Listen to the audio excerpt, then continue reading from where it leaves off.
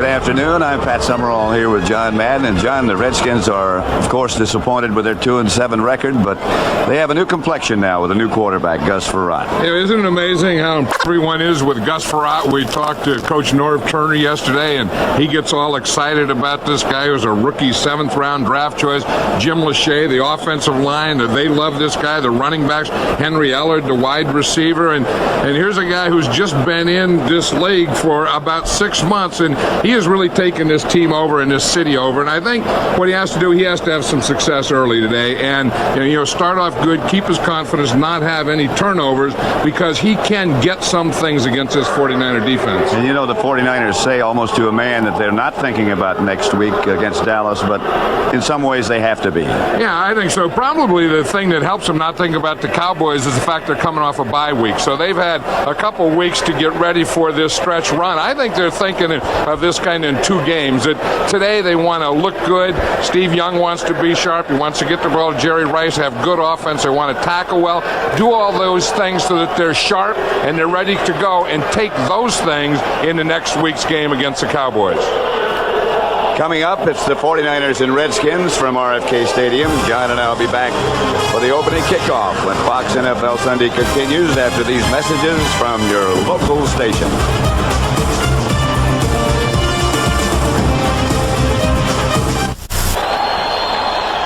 71 degrees to wind south at 5 to 22 miles an hour. Forecast 30% chance of rain, but there is a threat of high winds and perhaps a thunderstorm later on, maybe by the 4th quarter.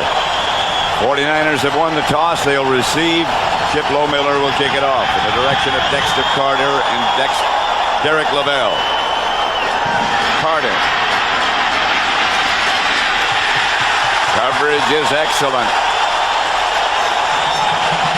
Steve Young will lead this 49er offense, the league leader. In front of him, and this is the best looking offensive line he's had in a while, Harris Barton is back. Derek Deese is the right guard. Bart Oates, Sapolo. Those people will handle the ball. Waters, Floyd, Rice, Taylor, and Brent Jones. A lot of weapons in front of Steve Young. Ricky Waters behind the line of scrimmage by Sterling Palmer and Ken Harvey, who's having a great year. The Redskin defense up front: Dexter Nottage, Bobby Wilson, Tim Johnson, and Sterling Palmer, who just made that stop. Andre Collins, Tyrone Stowe, and Ken Harvey, the linebackers. In the secondary, the veteran Darrell Green, Darrell Morrison, Martin Bailey's the safety, Tom Carter, the other cornerback. 2nd and 11 at the 14.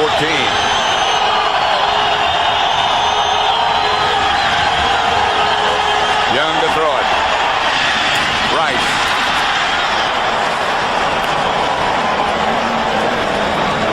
Well, that'll kind of quiet the crowd down, won't it? Just know it's just a matter of time. They're going to get the ball out to Jerry Rice. I mean, he can get open any way there is. I mean, here he just runs a little inner hook, comes under control, catches the ball. And one thing the Redskins say that they want to do is they know that these 49er receivers are going to catch passes, but they want to tackle them right there when they do. That time, they had 3 tacklers right around Rice. Jerry Rice on that completion got a first down. Young will throw it again. Rice, incomplete, no flag. Rice, with that reception on the previous play, has caught a pass in 136 straight games now.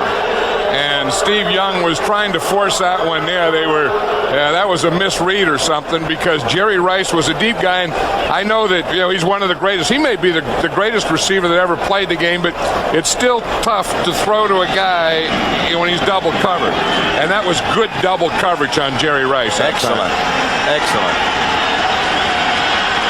Darrell Green comes with Rice. Wide right.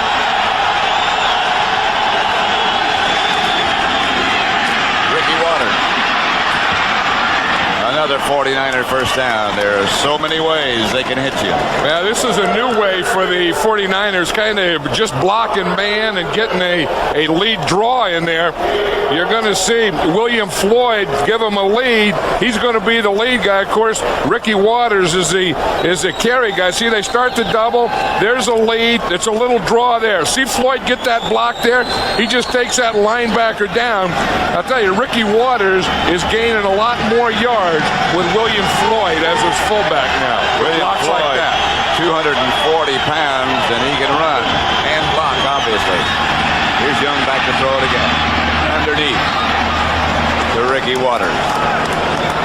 Stopped by Darrell Morrison. This is what the 49ers do so well. They just move the ball around. I mean, they mix up pass, they mix up run, and then, it's not all one guy. You just have to cover everyone. It's like Darrell Green was saying yesterday. He said, these 49ers, he said, other than the center, 2 guards, and 2 tackles, he said they have everyone running out for a pass, and they throw it to all those guys. They're all crossing. Yeah. Nate Singleton and Ed McCaffrey.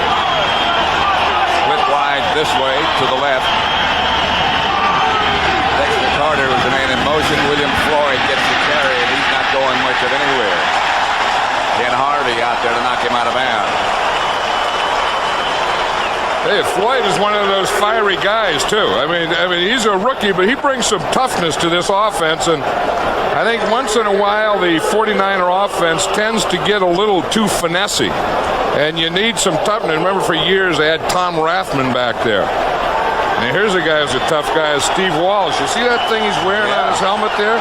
He's had some concussion problems, so he's wearing that shell that is rubber on the outside and foam on the inside. Wears that shell over his helmet. That may be another new word, finesse. Finesse. I like it. Yeah, they'll get finesse on you. Young throw.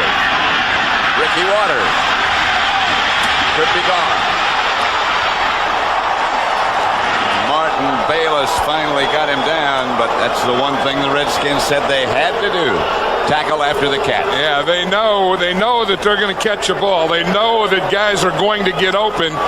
And you watch Ricky Waters, he just comes in motion here, so they have 3 guys out there. Then he runs a post pattern from the backfield to the motion, to a slot, and then catches the ball, makes guys miss, and then gains another 20 yards. 1st and 10 49ers from the 18. Jerry Rice, good wide left. Singleton is the other wide receiver. John Taylor rested. Rice, a little bit high, but the coverage was good by Darrell Green. Yeah, that's what he wanted. He had his one-on-one there. And here, this one just gets away from him a little. You watch, it's just going to go right through Jerry Rice's hands. The coverage was pretty good. You see the ball goes up. I think maybe he even deflected that ball a little or got in Jerry Rice's eyes. Just got a hand on it. Yeah, because that ball went right through Jerry Rice. 2nd and 10. That's why Darrell Green is also one of the best players in this league over all those years. Waters. Inside the 15, 13. Harvey and Bayless on the tackle. There's Norv Turner. Norv Turner is obviously he's the head coach, but he's also, the offensive guy. And I'll tell you, there's nothing that frustrates offensive guys more than long drives by the other team's offense. You can't score many points with your offense when they've got the ball. No, and you just get frustrated. You stand there, come on, let me in. Give me the ball. Let me have the ball, and the other guy's got it. 3rd and 6. 3 wide receivers. Brent Jones in motion.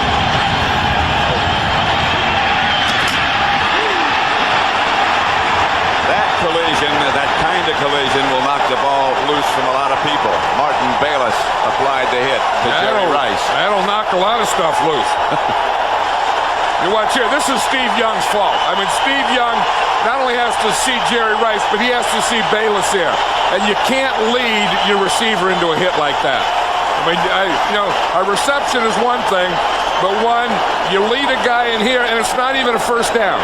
I mean, this is pretty good coverage there, a big hit there, and it's not worth it. That play and that throw by Steve Young was not worth the result. That wasn't worth the risk. Jerry Rice stayed down momentarily, but he's up and trotted off under his own power.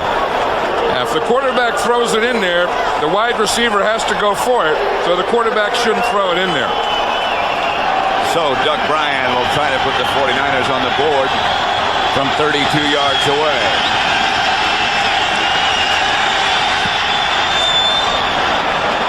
High enough, long enough, and good enough.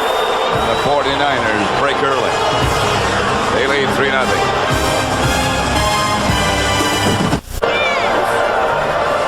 Back at RFK Stadium at the moment under blue skies. And the Redskins have to be a little bit proud of the fact that they only allowed 3 points out of that very impressive drive by the 49ers. Jerry Rice still over on the bench after that hit by Bayless. But both are smiling. So that must be okay. Yeah, that's the good news, because they ran a play pass away from him. They thought they'd get one-on-one, and they got double coverage. Brian Mitchell. Still on his feet. Not anymore. Kevin Mitchell took him down for the Redskins, led by Gus Frerotte. His third NFL start. The numbers don't look that good, but he's been impressive. Lachey, Brown, Giesick, McKenzie, and Simmons in front of Gus Frerotte. The runners and ball handlers that he'll have back there with him: Ricky Irvin, Cedric Smith, the fullback, Henry Ellard having a great year, Desmond Howard, and Ethan Horton. 3 wide receivers. Jenkins in motion, reverse to Titus Wyman. Well executed, but not much doing. Flag on the play. As you said, they started with 3 wide receivers. The third wide receiver was Titus Winans. He ran the reverse, and that's going to be a 15-yard penalty against the 49ers. Winans picked up about 5, and then he was hit out of bounds. Hit out of bounds, number 36. 15 yards, first down. Called against Merton Hanks. See if we can see it. That's Deion Sanders on Desmond Howard. Yeah, and here's the end of the play. See, right there, he's out of bounds. Now the play should be over. And I don't know, Hanks didn't do anything. He certainly didn't. That had to be against Lee Woodall. Number 54 had him. After he got out of bounds, he threw him to the ground. But they said number 36, Merton Hanks, and Hanks was just standing there watching. 67. Certainly it was not Merton Hanks. First down, Redskins in 49er territory. Gus Frerotte. Incomplete, intended for Ellard. Let's look at the 49er defense now. Led by the 2 men in the middle of the 4-man front.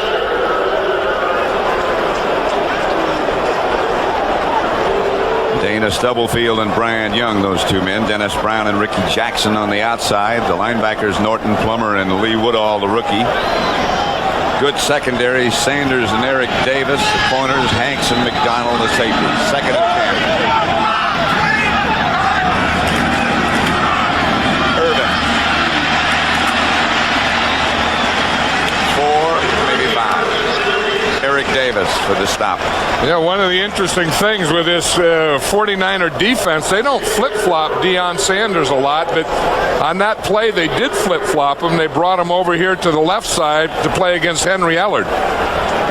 You see, it was just a run here, but he's out here on this side. They're just going to run to the inside here. You see everyone stacked inside. That's where they ran, but he was one-on-one, and that's what they allow. When Deion can cover man-to-man, they can stack inside. Passing down. Rock gets away from the rush. Incomplete. Ricky Irvins was the intended receiver.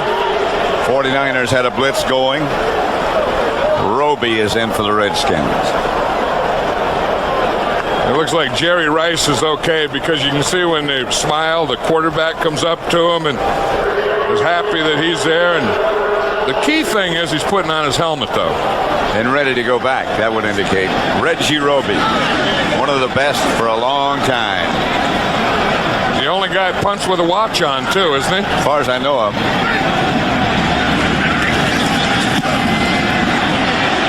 That's a good one. Hustling down to take it down was A.J. Johnson inside the 5. Nothing wrong with that. No penalty. 3-0 49ers. RFK Stadium in Washington. Pat Summerall with John Madden. 3-0 San Francisco. Jerry Rice is back in the lineup. The 49ers pinned deep in their own territory. Carter leaves, and he's not going to return. Then, even though he's on the coverage team, A.J. Johnson can go and catch that punt. This is Floyd, who barrels over one Redskin. I believe it was Ken Harvey. You know, he has a nickname that he loves. It's Bar None. And when he was drafted by the 49ers in the first round, his agent said, this guy's the best fullback in the draft, bar none. So when he came to the 49ers training camp, they nicknamed him Bar None. He likes it. He even signs his autographs at Bar None. William Floyd. His agent might be right. Here's Young to throw it. Chased by the Redskins, gets it to Ricky Waters. Out of bounds. Flag on the play. You know, we were talking to Ricky Waters and to Steve Young yesterday. You always talk to the running back about the running game, and Steve Young says, that Ricky Waters is a great pass receiver. And he must have had that on his mind yesterday to throw to Ricky Waters, because he's been doing that in this first quarter. George Seifert almost said that too when he was talking about Ricky Waters. He said he's a great, and then he changed and said a very good pass receiver coming out of the backfield. Holding on the left cornerback of the defense. That penalty is declined. Jerry Austin. The result of the play, first down. Jerry Austin is the referee. I think when you have a guy like Jerry Rice as a receiver, it's hard to say that anyone else is great, and the holding has to be right there. You see, again, it's he can play the run. He can play the run block. He can hit within 5 yards, but you can't grab him by the jersey, I guess. That was John Taylor he grabbed. 1st and 10. At the 15 as the 49ers got a little room. This is Floyd. Cut down by Gouveia. He doesn't like being cut down by Gouveia. I don't think he likes what Gouveia said after he cut him down. That's one thing that Kurt Gouveia can do. He can read a play, and then when he gets there, he can tackle. Kurt Gouveia is one of those guys who's undersized, but he's a good football player. Here's a counter. Floyd is going to be in the open field with him. Gouveia just comes under control and just wraps him up. And see right there, he says something to him when he's down, and he grabs him. That kind of excited old Bar None.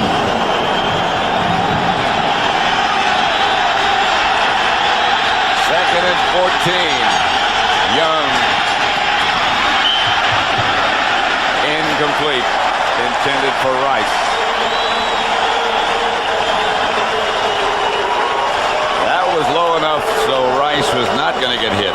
And that's probably what Steve Young thought about, because he knew that one down towards the goal line, he led Jerry Rice right into Martin Bayless, and he probably told him, I may throw you that slant because that's a big part of our pass offense, but I'm not going to stand you up and lead you in there anymore. 3 wide receivers. A chant of defense starts to swell through the crowd at RFK. Young out of the pocket for Nate Singleton. Another member of the 49er arsenal, and he's very good. They have so many guys that you watch. Here's going to be Singleton right here. You got Rice out there, Rice outside. Everyone's saying, watch out for Rice, watch out for Rice. You see how they all kind of come off. Singleton comes just over the top of Rice, and it looks like he just threw it over Rice's head to Nate Singleton. But, that's one thing about Rice. Not only is he going to catch the ball, he'll also block for you. But when you run him out, a whole bunch of guys are going to go to Jerry Rice and let some other guys get some footballs, too. On 1st down, it's Waters. Hit immediately by Tim Johnson and knocked backwards. That whole thing on that pass to Singleton was pass protection. I mean, this offensive line, we'll watch him here on this blocking, but they really did give Steve Young a lot of time. There's that draw play that they got a big play earlier on, and that time Tim Johnson, he said, I've already seen that one once. You can do it once, but you're not going to get that same play in there twice. Second down. Young back to throw it. Wheels it to his fullback, Floyd, this time. A little bit shy of the first down. Wrapped up by Tyrone Stowe and Andre Collins. Yeah, that's one of the things. There's Jim Lachey, the offensive lineman, John Giesick there thinking, that frustration of playing the 49ers in that if you go in there 1, 2, 3 and then have to go sit in the bench and just watch them, you get frustrated because you want the ball back. You want to get out there and play. It's good to see Harris Barton back playing, talking about playing. He's had the bad elbow, the bad tricep, of course. Stopped short of the first down by Kurt Govea and Shane Collins. We're talking about Kurt Govea just being a good football player. Yeah, you look at him, he's not a big linebacker. If you get on him, you can block him. But he's very hard to get to, and if he gets to your guy, he's usually a sure tackler. They've always said not big enough, not fast enough, but he makes the plays. And you always think that he's not going to make the team, and then he's not going to start. And number 54 seems to be out there most of the time when the Redskins play defense. Klaus Wilmsmeyer back to punt. Just got it off. It's a good kick. Soars into the end zone, and they will bring it back. Redskins will start from their own 20.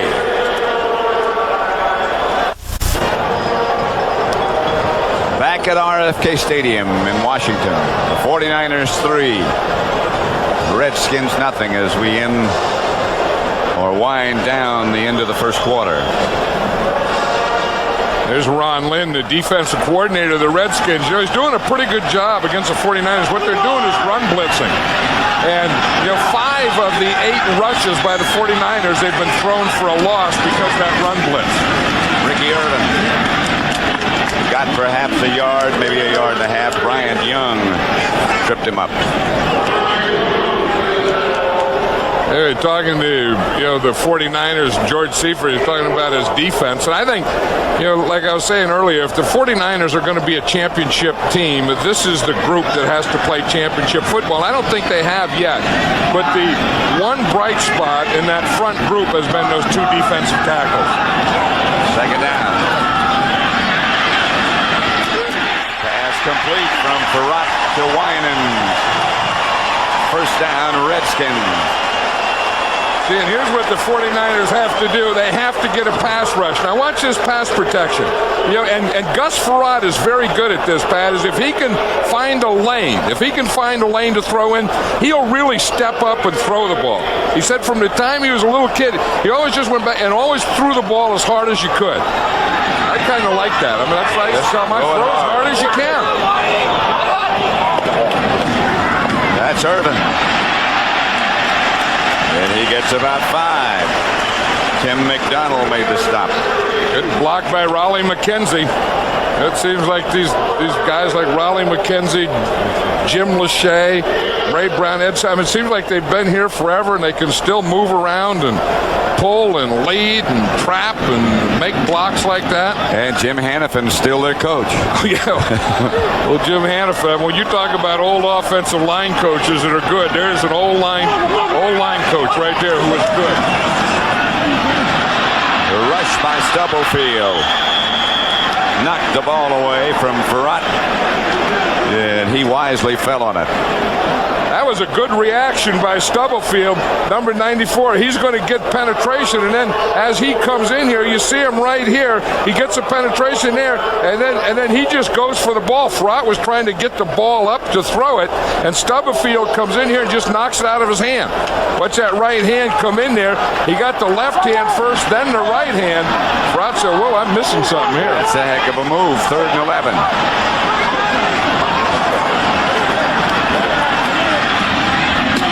slings it out to Henry Eller. Pass complete, but not enough for a first down. Merton Hanks on the tackle. Yeah, that's the thing. When you don't get any yardage on first and second down, and you end up third and long, it's tough for any quarterback in this league to make first downs, and then you complete a pass and you still have to punt, which is always been one of the most frustrating things in the world for me. See that watch on Roby? You never know. You never know what you have to do when you're out there on that football field. Somebody might ask you, what time is it? He's the only guy who could answer.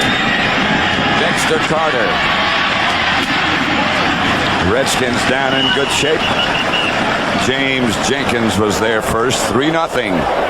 Less than a minute left in the first.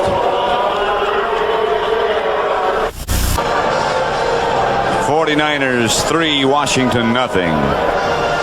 Deion Sanders has a piece of tape on the back of his helmet with the words, the letters WZ.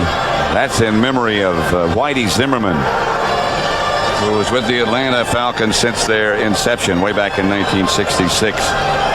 And Deion says that man was like a father to me, and that's in memory of Whitey. And I think at this time we all remember Whitey Zimmerman. I mean, he was one of the great contributors and great men in professional football that everyone enjoyed. Young intended for Rice, covered by Darrell Green.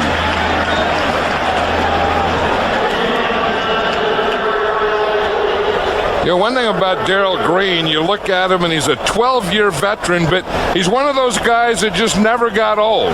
I mean, he still has that speed, and once you have that speed and the quickness that goes with it, you can play in this league forever. Norv Turner said yesterday, if you didn't know of his tremendous record, you'd think he was 25. He said, especially if he keeps his helmet on. Yeah. This is Ricky Waters. Surges outside the 30. Stopped by Tyrone Stowe. One thing I think with William Floyd starting at fullback, it seems to me, just observing, that it's made Ricky Waters not only a better runner, but a more reckless runner. I thought that he was running a little cautiously there and, kind of looking for things. But I think Floyd brought a little of that toughness to the offense, and I think that Ricky Waters started to run with a little more reckless abandon. He was seemingly waiting for the music to start. Now he's in the dance. Young, Brent Jones. Touchdown, San Francisco. Brent Jones, his first catch of the day. Yeah, they got him on a linebacker. It was Lamont Hollenquist was on him. You're always looking for that matchup. You say that you can't cover him. You can't cover him with a linebacker. And you're going to see here's Brent Jones. And you see Hollenquist, number 96. He was the closest guy to him. The safeties, they're worrying about Rice and Taylor and the receivers. And Brent Jones just took off. Darrell Green caught him but couldn't do anything about it. Hollenquist took him all the way down the field and just couldn't catch him. 69 yards from Young to Brent Jones. That's one thing. When you have the Rices and the Taylors and the Ricky Waters and all those guys, sometimes you're going to look and find a wide open Brent Jones uncovered in the middle of the field. There was no pattern. He just ran. The extra point is good. Steve Young never saw this completion.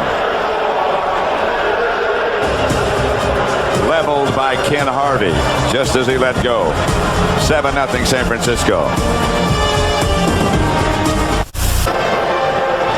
The 49ers 10, Washington nothing. And this is what happens when you have great receivers. The safeties look this way, the safeties look this way, and there's no one here in the middle. You see, they're going to double Rice, they're going to double Taylor, and we can stop it right here. We'll see, here we got a double here, we got a double here, and look, right there, no one is on Brent Jones. And that's what Jerry Rice and John Taylor bring to you. You say, we can't let them catch a ball. We're going to double them, but you can't double everyone. And sometimes when you try and double those guys, you leave someone wide open. Young is 7 out of 12. Bryan's kickoff is going to be handled by Brian Mitchell. Runs into a pack of 49ers, led by Kevin Mitchell.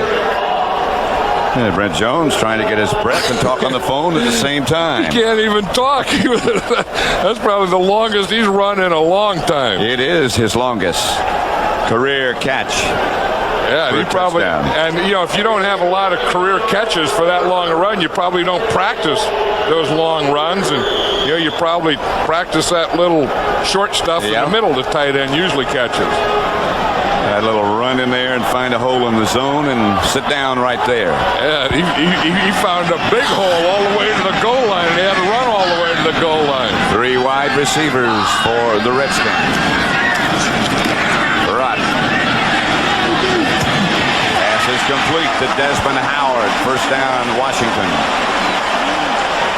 Yeah, that's what Farad has to do, is start getting some first down passing, some second down passing, not get into those situations at 3rd and long.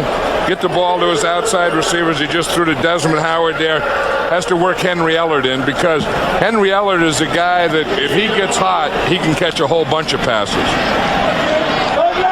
Perhaps having his best year ever after so many great years with the Rams. That's Brian Mitchell. Got a couple, maybe. The Redskins, Pat, on that play, they used a formation big deuce. In fact, you see Ray Brown coming out now. Ray Brown is a guard.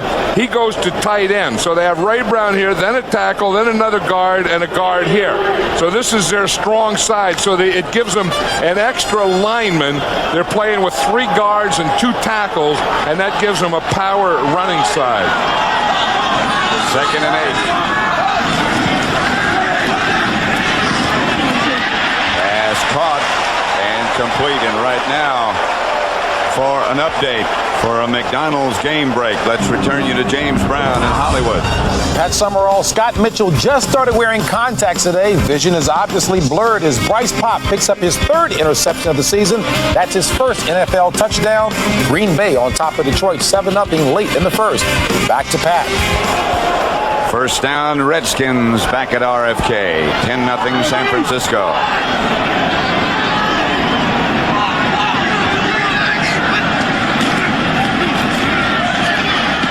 Ricky Irvin's back, the ball carrier. Got a couple. Stopped by Ken Norton.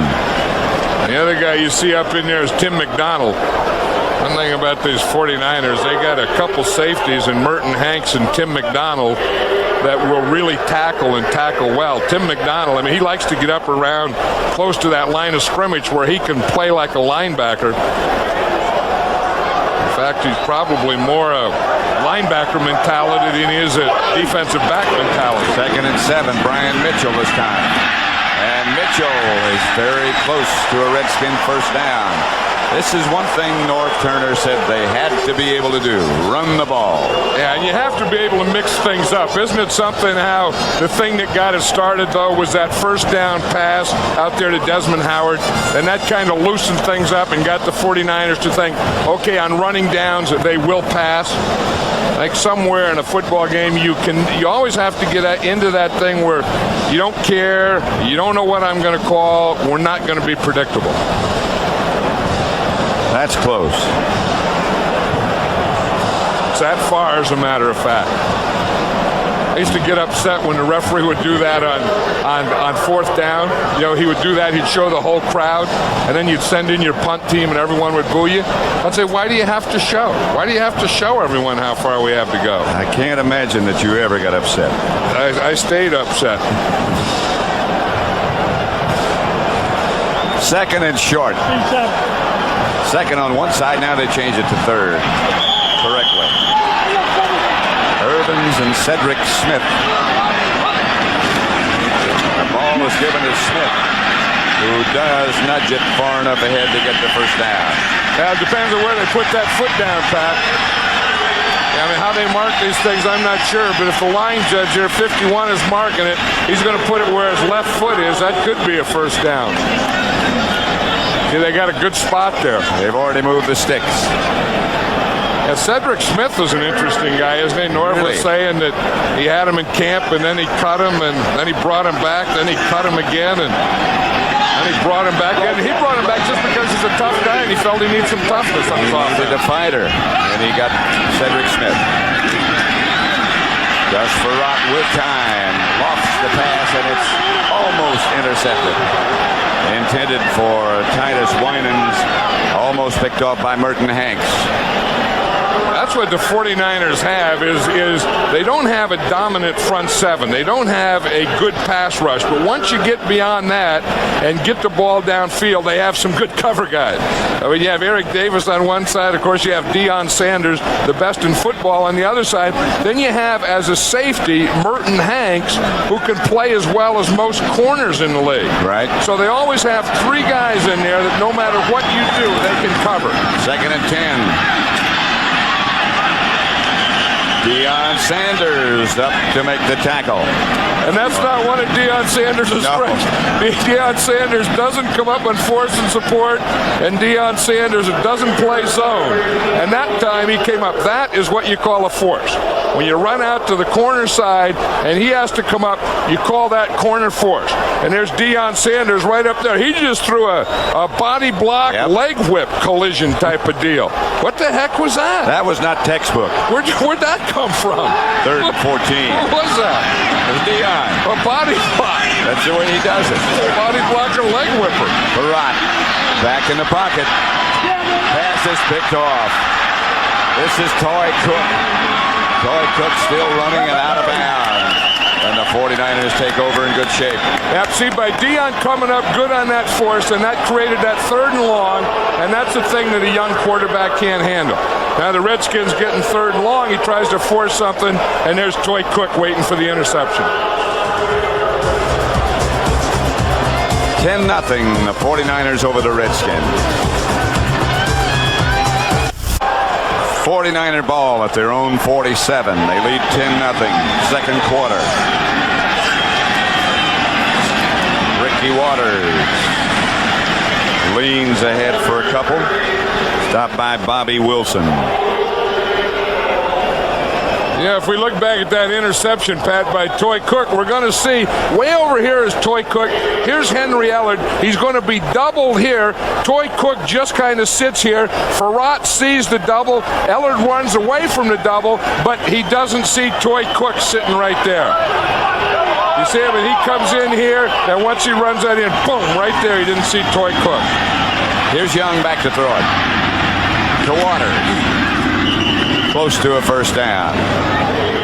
Ken Harvey made the stop. Toy Cook's over there telling all the guys how smart a play that was, because, again, he knew that he was looking to Ellard, so Toy Cook was free. So he could just watch the quarterback's eyes. And they had a double on Henry Ellard. So he's watching Frerotte, and then when Frerotte looks and throws to Ellard, he just stepped right in front of him. Frerotte didn't see him at all. 3rd and short.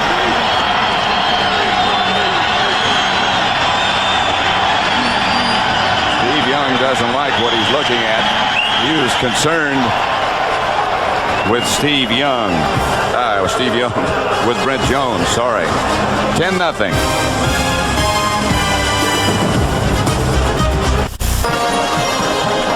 RFK Stadium in Washington. And it's turned out so far, at least, after all those threatening weather forecasts, to be a beautiful day. Yeah, and this is a beautiful place for a football game. So remember when the Redskins were so good all those years, there was nothing better than the scene here at RFK Stadium. Those stands would rock. 3rd and 1. Nothing. He didn't make any first down. William Floyd, the ball carrier, met by Ken Harvey. Steve Young is still staying in there. He wants to do something, go for it on 4th down or something, but George Seifert already sent his punt team in. That play didn't have a chance. I mean, they just sent Floyd in there with no help at all. I mean, look, he has no lead. He has nothing going in there. All there are is a bunch of white jerseys and penetration and bad things happening to the 49ers. And they're going to wrestle Floyd until they get him down with about 8 guys on top of him. Sterling Palmer, the Redskins, shaken up just a bit.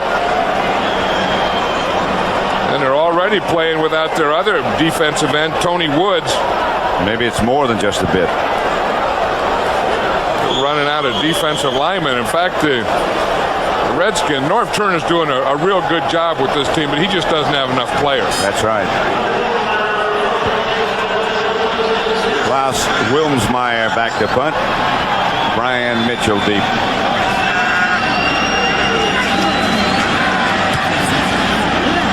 Good high kicks, fair catch. Mitchell did well to hang on at the 15. 10-0. 49ers lead.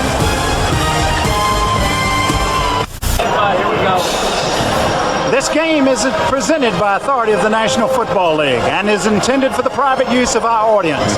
Any rebroadcast or other use of this telecast without the express written consent of the Washington Redskins and the National Football League is prohibited. Obviously, they can't get it right over there, and we're doing a simulcast. The redhead, Sonny Jurgensen. Yeah, thank you, Sonny. We do all the help we can get. We'll take, especially when you got a Hall of Fame quarterback over there like Sonny Jurgensen. Then right next to him, they have Sam Huff. You talk about some great football players. That's a booth full of talent. Yeah, they are. There's Sam right there. They haven't got the glasses up on his head. Someone ought to tell him, hey, put the glasses on your eyes.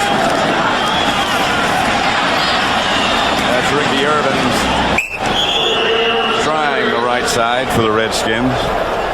Yeah, that's one of the constants. It's kind of always been fun to do a Redskin game is seeing Sonny Jurgensen and Sam Huff. Right. And, it kind of reminds you of the roots of the National Football League. It was guys like that were playing back then, not making a lot of money. Guys like yourself and to me, I'm always thankful when I see that, because if it weren't for guys like those guys and all the old timers that got this game going, we wouldn't have what we have today.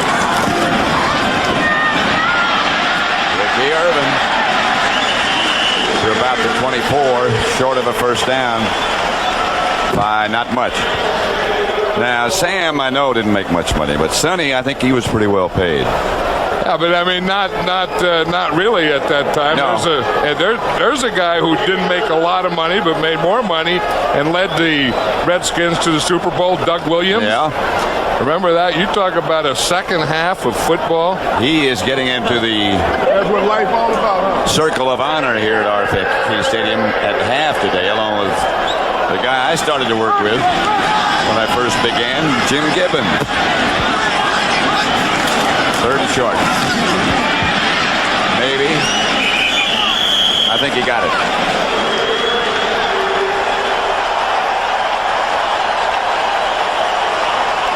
The fans are looking for something to root for here, so they're rooting for first downs. I think the Redskins, they just haven't gotten in sync yet. I mean, the 49ers keep the ball so much, they kind of frustrate you, but 49ers haven't, really taken that big lead. I mean, 10-0, they've left the Redskins still in this game.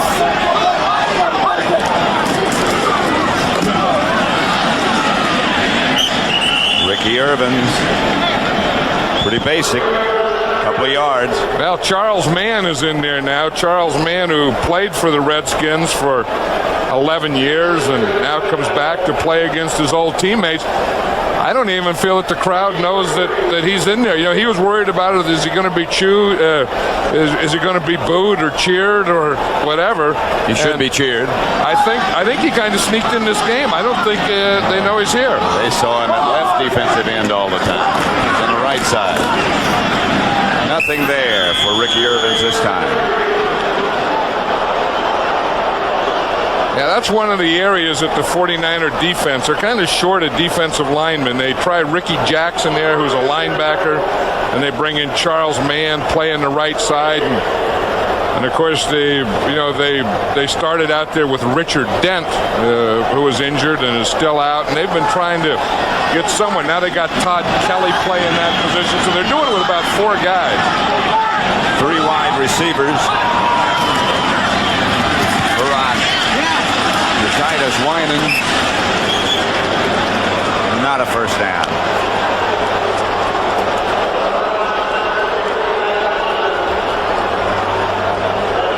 This week's Aflac NFL trivia question: who holds the record for the most seasons leading the league in passing yardage? And we'll give you the answer in just a minute. Reggie Roby's in. Watch it all. I think it was Lum and Abner. I think it was. That's what Bill Cosby was in before. That's what he called us.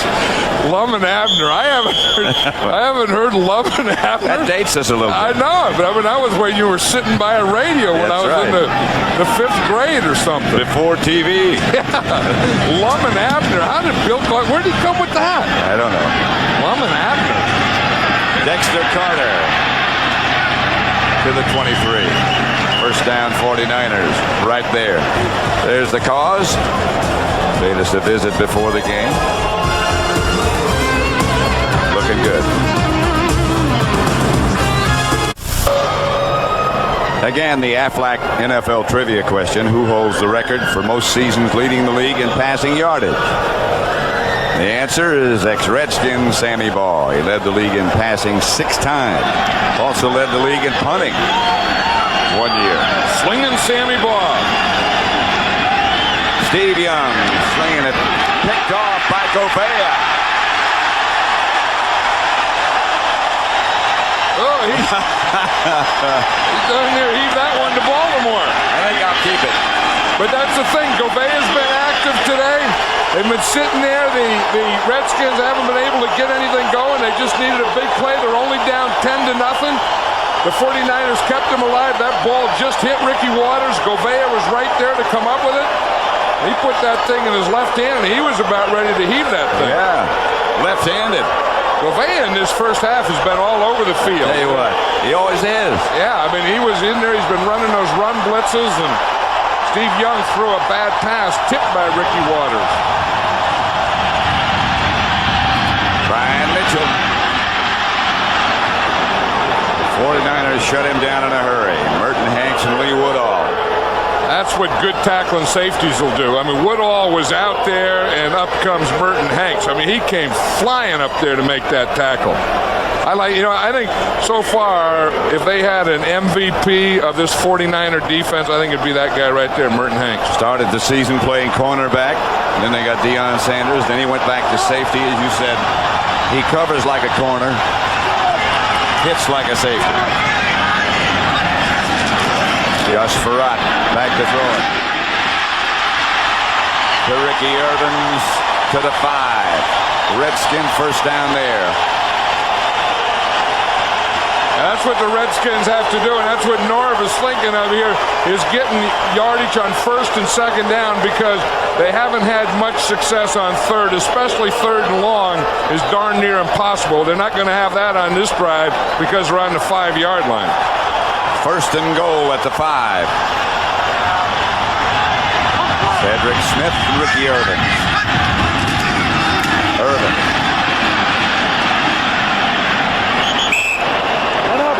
Met by Ricky Jackson after he decided to take it outside. Yeah, he just didn't have any hole anywhere there, and the longer you spend in the backfield, the more defensive guys are going to be at the hole when you get there. And Norv is probably thinking here, he calls the plays, he's probably thinking here of a play pass, where you fake the run and you throw something. Because you don't want to have to get in that third down where you have to throw without taking a second shot. 2 tight ends, Cedric Smith in motion. Roll out, play pass is right. Pass deflected. Almost caught by a lineman. Hit by Ken Norton. Third down. That's probably the safest thing you can do with a quarterback is to down here you only have 5 yards to work to the goal line, and 10 more yards is probably to bootleg them, to roll them out, and then just get a one-on-one situation and either keep it or throw it away. There's Richard Dent, Dwayne Board. Richard Dent's helping Dwayne Board coach, I think. Whatever it takes.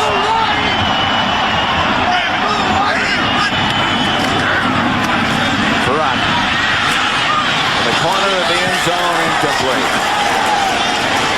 Desmond Howard, the intended receiver, will take the field goal. Says Norv Turner.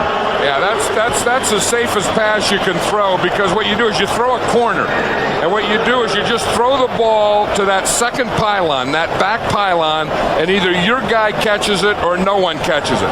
You see Farad is looking all the way, and he's throwing it right there. He can throw it right to a spot. So you can throw it to that pylon there. He just threw it a little high. But if you throw it to that pylon and you throw it high, either your guy gets it or it goes out of bounds, you kick a field goal. Lohmiller from 22 yards out puts the Redskins on the board, 10-3.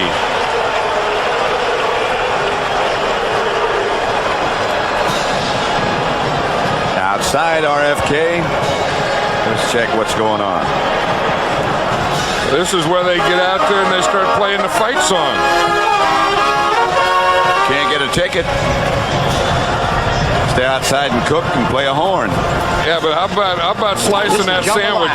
That was a man-sized sandwich. What about this? Chicken. Well, the jambalaya is good, but the little thing. New Orleans and Metairie. It's Yeah. his recipe. Yeah, but if it's so good, how come you put it in little cups? It looks like some leaves blew in there. Hey, and you can't beat this, though, Pat, huh? That's Leaves right. and burgers. Yep. I mean, that's the fall. The only thing that's missing is frost on the pumpkin. But they have it all here, don't Yep. they? I mean, they got the band, they got big old sandwiches, they got leaves on the ground turning. In the pot, they got people like that. The hogs.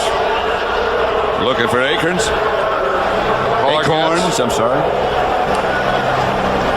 Yeah, they're not as active as they used to be. Remember when they had John Riggins and Oh, stuff? yeah. And this place would be, Joe Theismann and the Smurfs and the Joe Jacoby and his Hogs. group. Remember those big old hogs? Wicked. Those guys play football. Lohmiller's kick. To Dexter Carter at the 3. Still on his feet. At the 22.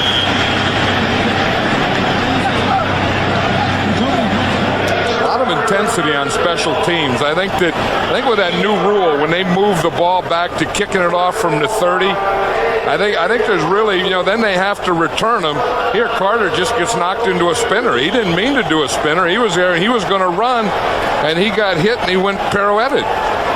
That's one of those things you do on figure skates, right? Yeah. And then sometimes you pirouette and you get knocked off your axis. One of those axle things.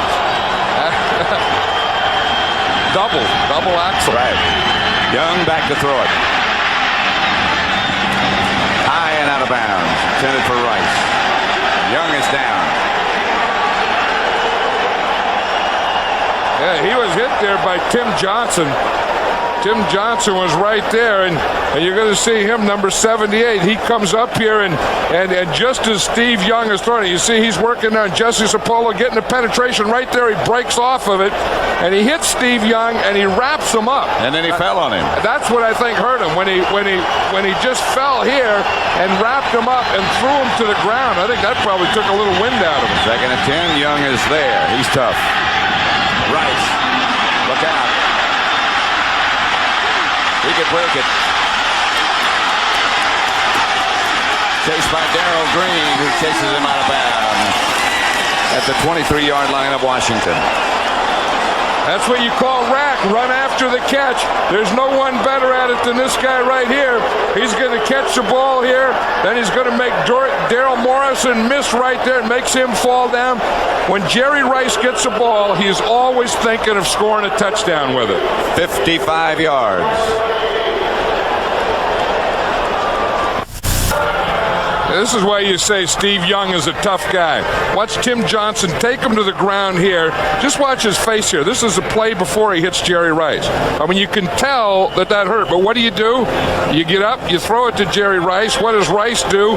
He runs with it, but he also gets blocks by other guys. That was Nate Singleton making a block. And one thing these receivers do, they catch, they run, and the third thing is they all block for each other. Rice has 2 catches for 69 yards. Ricky Waters breaking away from tackles, and touchdown Ricky Waters. Flag on the play. Maybe he stepped out of bounds. I'm not sure. Well, the officials marking it down there just before the goal line, Pat. And then Norv Turner seeing it go away. They thought they had Steve Young. They thought Steve Young was hurt. He comes back. He hits Jerry Rice. Jerry Rice makes a big play. Then that just kind of took all the air out of their defense. And then Ricky Waters hits him with a run. But you're going to see right here, Pat, the next step right there goes out of bounds.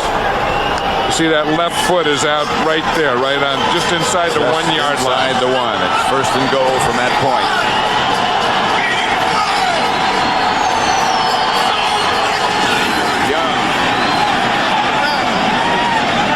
Quarterback sneak. No signal yet. That's where Steve Young says you go in a quarterback sneak, you come out a couple inches shorter. Touchdown.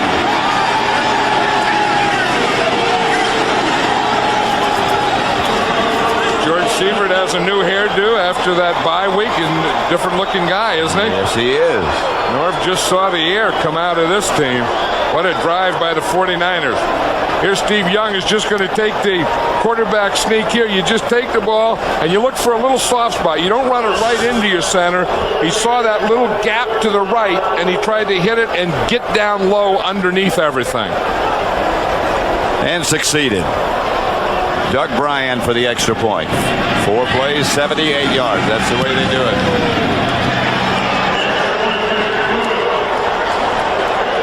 Watch Steve Young. Well, you know, we talked about how tough he was, but he's also strong. Watch him just drive in here, Pat. Never stopped his feet. 7 Central. Yeah, he's a lawyer, and he represents 2 Utes. Yep. Utes. What's a Ute? And he gets them off. You know, talking about lawyers, Steve Young is a lawyer. He passed, he graduated from law school this year. Bart Oates on the 49ers, the guy that snaps him the ball as a lawyer. Out of the end zone and hit the returner, Brian Mitchell. Coming up at the half, the Dockers halftime with James and Terry. They'll have scores and highlights and crunch time. That's coming up at half. Norv Turner, as you said, just saw hopes just shattered by the 49ers in 4 plays. Well, they were down by 10. They got that interception by Kurt Govea that got him in good position. They had to settle for a field goal. I think that got things started. And then the 49ers just took the ball and drove it the length of the field. Got to be careful here. Don't get them in a position where they can get more in a hurry. Ball comes flying out, but he was down. Gus Farrat and Richie Irvin.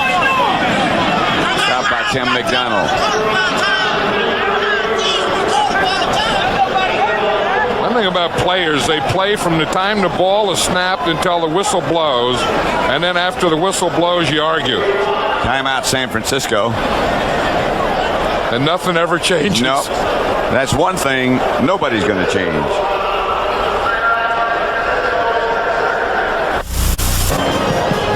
San Francisco 17, Washington 3, 2nd and 5. Timeouts remaining. The 49ers 1, Washington all of theirs. 49ers will probably take one after this play. I think that long drive even affected the band. Because they thought they had him. They thought they had momentum going their way. They thought they had Steve Young down. He just comes and hits Jerry Rice and Ricky Waters. Touchdown. Everything wilted. Here's Farrat. Henry Ellard makes the catch. They'll have the first down. Way to stop. Troy Wilson holding his left wrist. Yeah, they're trying to. The 49ers take their last timeout. Well, this is an injury timeout, I guess. You'll see right here, you see Wilson comes beyond. He's, you know, good pass protection. Let's Farrat step up, and that's what he has to be able to do. Step up, get the ball to those outside receivers, and stay out of 3rd and long situations. In spite of the injury, this is a charged timeout within 2 minutes of either half. The River Wild, Silkwood, Kramer versus Kramer. Now Meryl Streep takes on her most challenging role ever, Bart Simpson's girlfriend. Catch a brand new episode of The Simpsons with guest star Meryl Streep. Part of a full hour tonight at 8 Eastern, 7 Central. That's the 49ers' last timeout. I think what the 49ers were trying to do is use their timeouts and then, stop the Redskins, force them to punt, get the ball back, and take another shot at them before halftime. That'll be interesting to see. The Redskins have all their timeouts left and 1 minute and 2 seconds with a ball at the 35. Are they just satisfied with being down 17-3, or do they try and get a first down or two here and then maybe take a shot at it? First down, Redskins. To throw it. Incomplete. Intended for Ricky Irvin at his feet. One of the things that's always tough here at this time of the year, and not making excuses for anyone, but when you throw that ball out of the shadow into the sun, it's tough anyway. It's tough from defensive backs, but it's tough for receivers because the quarterback and the offense is in the shadow, and the right side of the field is in the sun.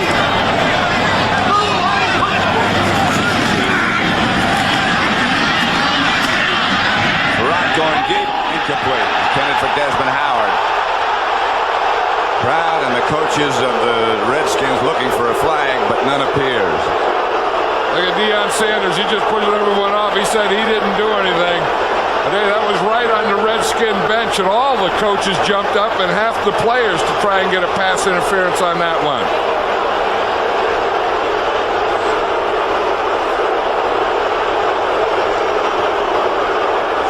That's what John Madden was talking about just a minute ago. That sun looking right at you on the other side of the field, the opposite from where we are, where you were watching. Barak back to throw it again. Ricky Irvin started upfield before the ball got there. I'm surprised that either on that second down or third down that wasn't a running play just to get the clock started again, because one thing, you take your shot, and then if you don't get it, I think you just run it out so they don't get the ball again. And, as dangerous as they are. Yeah, and the 49ers are going to get the ball again, and you know what it is. If they get it in Steve Young's hands and he gets it in Jerry Rice's hands, some big things can happen quickly. And they have some other people as well. The only advantage for the Redskins is the 49ers have no timeouts, but they will get a timeout here at change of possession. Roby line drives this punt. Dexter Carter gets it back to the 30. Yeah, a little shoving match, a little finger pointing, no harm. So far, at least. The most intensity today has been on special teams after the whistle blows. I don't know where this stuff all came up. I don't know. I think they have to have better control of that. When the whistle blows, you just play, and then you go to your benches or into your huddles and shut up. Well, you got to get the last word in. Yeah, but I'm saying it takes them too long. They just go on and on and on. Enough. Go play. Young's going to work. Screen pass to Waters. Steps out of bounds at about the 35. Yeah, I think if there was one thing I wouldn't want to do is give the ball back to the 49ers in this half. They're just too explosive. No way. Second and 4. And they're wearing those throwback jerseys again today, Pat. This is they're 5-0 in these jerseys. George Seifert is the most superstitious guy in the world, and he is going to have this team wear these jerseys at least till they lose the game. I'm surprised he got a new haircut.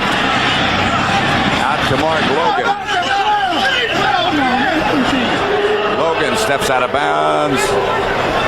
Yeah, I don't know what this is, but his hair used to be longer. I mean, now he got stuff, coming like here and then going like that way. I mean, it's a different type of look for George. In fact, he even looks like a different guy. That doesn't look like George Seifert. It's Rumple style. No, but it's kind of, it's cut rumple. I mean, you don't cut it all the. Well, you got to have something to rumple. What the heck do I know about cut rumple? I mean, all I know, he doesn't look like the guy he used to be the last game we did against the Eagles.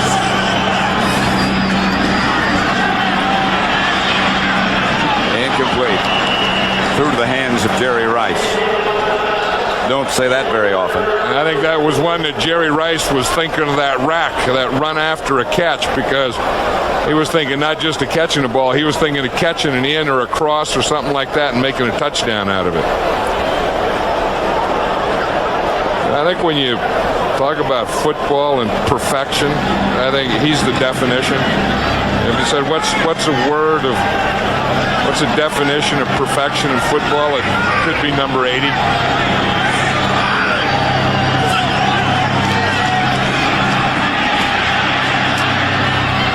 Ricky Waters steps out of bounds. Stops the clock with 17 seconds left. The tough thing they're having with these throwback jerseys, Pat, is keeping them tucked in. You look at Ricky Waters there, his shirt tail's hanging out, and I think that's against the law in this league now. It is. To have any shirt tail hanging out of your pants, but I know Floyd has trouble keeping his in. Waters just heard about the rule and tucked his in. They can make you leave the field for a play if you have your shirt tail hanging out.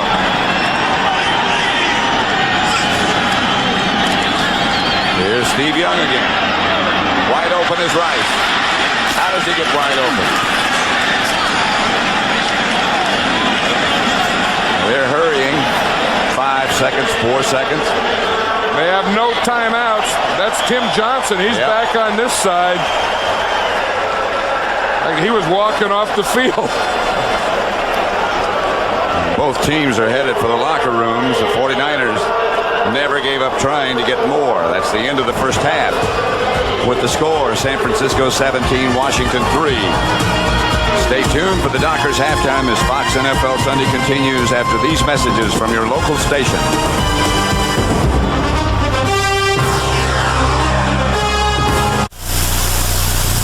This is the Dockers halftime. 100% cotton, wrinkle-free Dockers. And welcome to the Dockers halftime. Along with Terry Bradshaw, I'm James Brown. As we took a look at the first half, Washington and San Francisco. Clearly, San Francisco leads the league in scoring. Washington having a tough time, but they've got to read on Gus Frerotte now. Yeah, the one thing about young quarterbacks is that you go in and you have a book on them after you see them play a little bit. You really shouldn't have to worry about having a read on Gus Frerotte. He's just a rookie. But the thing they're doing is they're dropping off in deep zones. They're rotating and they're doubling Ellard, taking Ellard out of the football game, and I guarantee at halftime, look for the backside, look for the other receivers to come in and run the deep ends. Ellard will not be there this game. Well, Washington needs a read on San Francisco's quarterback, Steve Young. As a matter of fact, take a look at the big play from the first half. Well, this was in a close formation. Inside guy went outside, picked the outside linebacker that had Brent Jones man for man. Jones makes the great reception. Darrell Green, I don't know what he was thinking. Just tackle him, get on his back, get him down to the ground. He misses him a real nice, easy touchdown for the 49ers. Darrell Green had enough time to size him up, but went between his legs. I know. Couldn't believe that. Well, I don't know why he didn't try to tackle him. He didn't try to tackle him, try to cut his legs out from under him, when in fact he should have just grabbed on, held on. All right, San Francisco leading that one at the half, 17-3. Okay, down. Make that in Minnesota. Hey, boy, what an ugly affair up until the last few minutes of the first half. The Vikings lead it by a touchdown. Warren Moon in stride. Jake Reed, quick post. Once again, quarterback makes the tackle or attempt at it. Reed's off to the races. Finally is brought down. That sets up a touchdown pass from Warren Moon. In this game, good defensive football game. We said on our pregame show that we had to have Everett going deep. He went deep to Quinn Early, missed him wide open. Look for that again. Good defense indeed. As a matter of fact, Minnesota, the only team to get inside the 20. Obviously, they scored. New Orleans not yet to do that. They're trailing by a touchdown. Packers, boy, I tell you what, Scott Mitchell wearing contacts today, but he is having a rough game. His team trailing 24-7. The Cheeseheads are out, but boy, look at Scott Mitchell. Well, Bryce Pop drops back. The thing he he does best is he gets in open field. He's smart. There's 1 or 2 interceptions. Here comes Mitchell again. Play action, has his new contacts on, feels the pressure, unloads down the middle. Wrong place. No, not that. Don't do it. Not against the kid. Leroy Butler, he's there. Last week, Mitchell with 3 interceptions. Already in this game, 2 interceptions, and then finally KO. 2 interceptions indeed, 4 turnovers by Detroit, and Detroit is trailing 24-7. Other scores to pass along to you.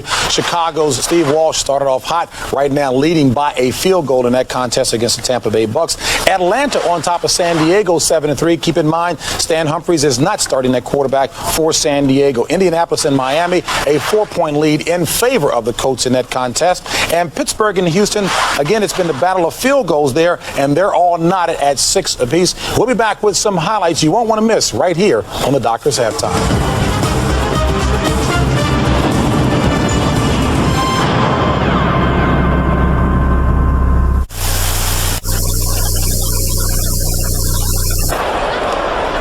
Halftime at RFK, San Francisco 17, Washington 3. This first half highlight is brought to you by MCI, proof positive. Yeah, I think you see the 49ers have so many weapons. You know, you think about the outside receivers, you think about Ricky Waters. Sometimes here's Brent Jones, and they just let him go. I mean, you're worried about doubling this guy, doubling that guy, and that's exactly what happened here. They doubled the outside and the left, doubled the outside and the right, and Brent Jones went straight up the middle. 69 yards. You know, you get the feeling with all the weapons that the 49ers have, that the score being 17-3, that the Redskins don't quite have enough to be a match. Yeah, they don't have enough players and they don't have enough speed. I mean, if you just watch this game, to me it's all about speed and it's about quickness, and the 49ers have speed. I mean, they have team speed. They have it on offense, they have it on defense, they have it on special teams, and they're not only too talented in this first half, but they're also just too fast for them. And they've gotten away a little bit from that finessey approach to the game that we talked about at the beginning. Well, I think, you know, getting Steve Wallace back at left tackle, getting Jesse Sapolo back now at left guard, getting Harris Barton back today. They're starting to get their line back, and then they have William Floyd at fullback, and I think that takes a little of that finesse away. It gives them a little toughness. Halftime statistics then. 269 passing yards for San Francisco to 68. Yeah, but look at that, Pat, after the catch. I mean, they could 269 catches, then another 136 yards are running after the catch. That's what you call the yak, yards after the catch. And that next category, first downs, Norv Turner was saying yesterday, for us to be effective, for us to have a chance, we have to get at least 20 first downs. Yeah, I prefer 22. And then, you know, you look at that time of possession. The Redskins won the time of possession, but again, it boils down to what you do when you have the ball in your time of possessions. And the 49ers were always doing something, and the Redskins didn't do anything.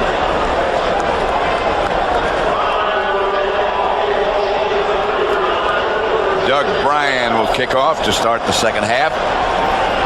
Brian Mitchell and William Bell back deep for Washington. Quarterback comparison in the first half. Young 13 out of 21, 1 touchdown, 1 interception. Gus Frerotte 8 of 17, 75 yards, 1 interception, no touchdown. Doug Bryan to kick it off. Brian Mitchell to the 40, outside the 40. Stopped by McCaffrey. Now that's something. There's Jerry Rice getting some oxygen after halftime. You'd think that would be after a long run or something, but he's trying to get some of that up in there, and he didn't even have it turned on. He was saying that a lot of times he can't sleep the night before a game. Most people get up and read a book or get a glass of milk or something like that. He gets up and rides a bike. He's not only perfect and a great player, but he's hyperactive. Yeah. Pass is low. Intended for Henry Ellard. You know, anytime anytime you have a young quarterback, and I've said this before, the young quarterback is going to struggle. Sometimes it's his first game, and sometimes it's his second, and sometimes it's his third. But if you're new in this league, you're going to struggle. Gus Frerotte didn't struggle in his first game, didn't struggle too much in his second, but he is struggling here today. I mean, at some point it's going to show, and it's starting to show that this is a rookie 7th-round draft choice. 2nd and 10. Brian Mitchell gets nothing, and they're in that 3rd and long situation again. Yeah, and that's the thing that's been killing them. I mean, they have some nice little passes that can gain about 5 or 6 yards on 3rd down, but they don't seem to have anything that they can hit on this 49er defense against their nickel defense at about 12 yards or so down the field. 3rd and long.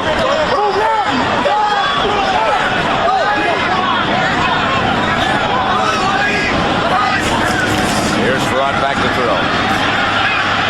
Almost had the ball knocked loose.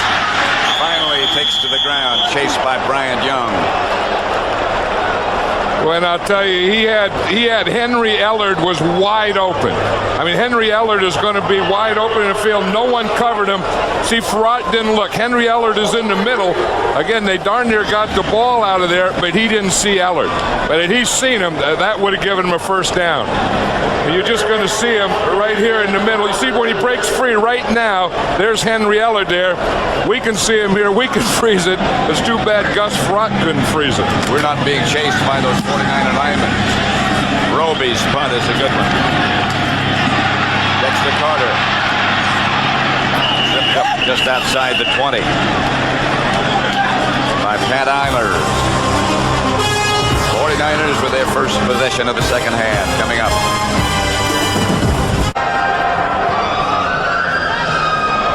Beautiful blue skies at RFK Stadium, John. Well, Steve Young is not only going to move the ball around the field, but he's going to move it to different receivers. He threw it to 6 different receivers. Look, 4 for 4 to the left, 5 for 9 in the middle, 1 for 2 to the right. Most of his balls will be in the middle and the left. He doesn't throw a lot in this right quadrant, but he does throw the middle and left most of the time, but he throws it to a lot of different receivers. This is Ricky Waters. Outside the 30, about an 8-yard surge. Stopped by Ken Harvey. That's the other thing, that having a guy like Jerry Rice out there and these receivers, that the Redskins are so concerned about covering Rice that sometimes they give a soft corner. They don't get a lot of force up there because they're running off in coverage all the time. Rice comes right this time.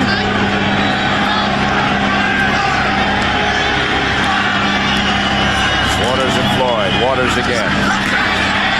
Not there this time. Hit first by Dexter Nottage.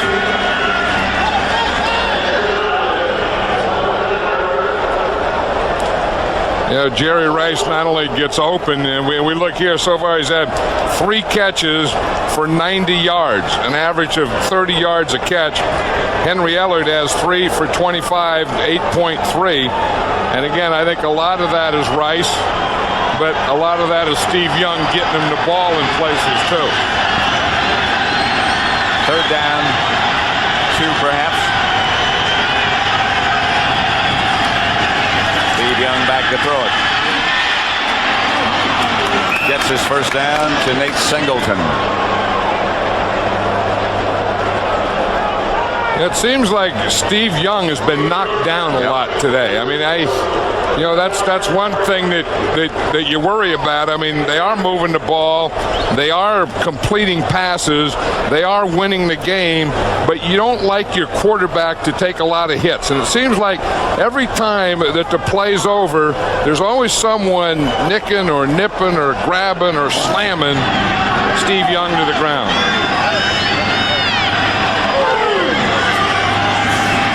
First down, Young back to throw it. William Floyd. Good pass. Yeah, it's good to see Harris Barton back.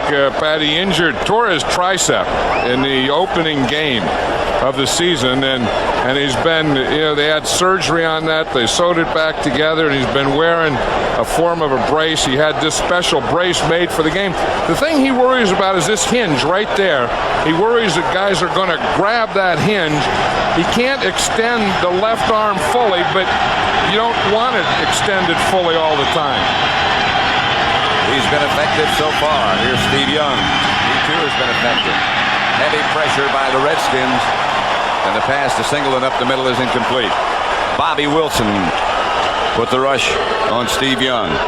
Like we said, it's just about every time. Here's Wilson right here, and it's just about every time that Young throws a ball, there's always someone. See Wilson break through, and he's just picking them and just throwing them to the turf. And again, that doesn't look like a lot, but those things add up. And he's been down 7 times. Yeah, and those things, like George Foreman hit you. You keep hitting and hitting. Maybe in the 10th round, somebody you get a knockout. 3rd and long. Young again chase, and down he goes from behind by Ken Harvey.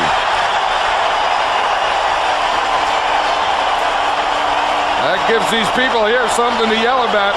Ken Harvey is a speed rusher, and he's going to come from the backside. You see right there, Wallace is blocking him, and Young looked, and he saw Harvey come off of Steve Wallace, and he knew that he had to run the ball. And then, of course, the thing that Harvey could do is catch him. Steve Young has been under pressure. Klaus Wilmsmeyer back to punt. Brian Mitchell deep for the Redskins. Not his best. Mitchell gets away from one. Almost broke something. Singleton hit him first and then turned around and came back and finally made the stop. 17-3 San Francisco. 17-3, 49ers leading. They talked about severe weather coming later this afternoon. Boy, it doesn't look like it now, does it? Jesse Sapolo, closest to you. Steve Wallace. Steve Wallace wearing that special pad on his helmet. Had a few concussions. In fact, Steve Wallace was worried about that. He even considered retirement for a while. Ricky Irvin, not much. The old counter Trey, stopped by Dennis Brown and Lee Woodall. Yeah, and I think this is going to be a big test. I think this is what the 49ers, during their bye week, I think they worked on it. I think they're working on today is being able to handle the run, because next week when they play the Dallas Cowboys in Candlestick, that they're going to get a heavy dose of Emmitt Smith. 2nd and 8.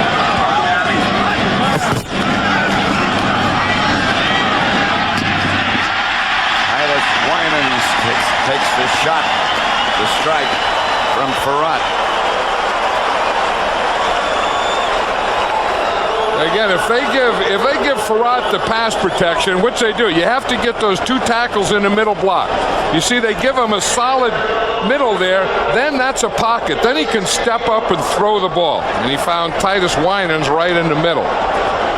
I tell you, they got Deion Sanders over there just manning up on Henry Ellard, and I don't even think Farrat's going to look at him anymore. Right at midfield, 1st and 10. Semi-rollout. Farrat to James Jenkins, incomplete.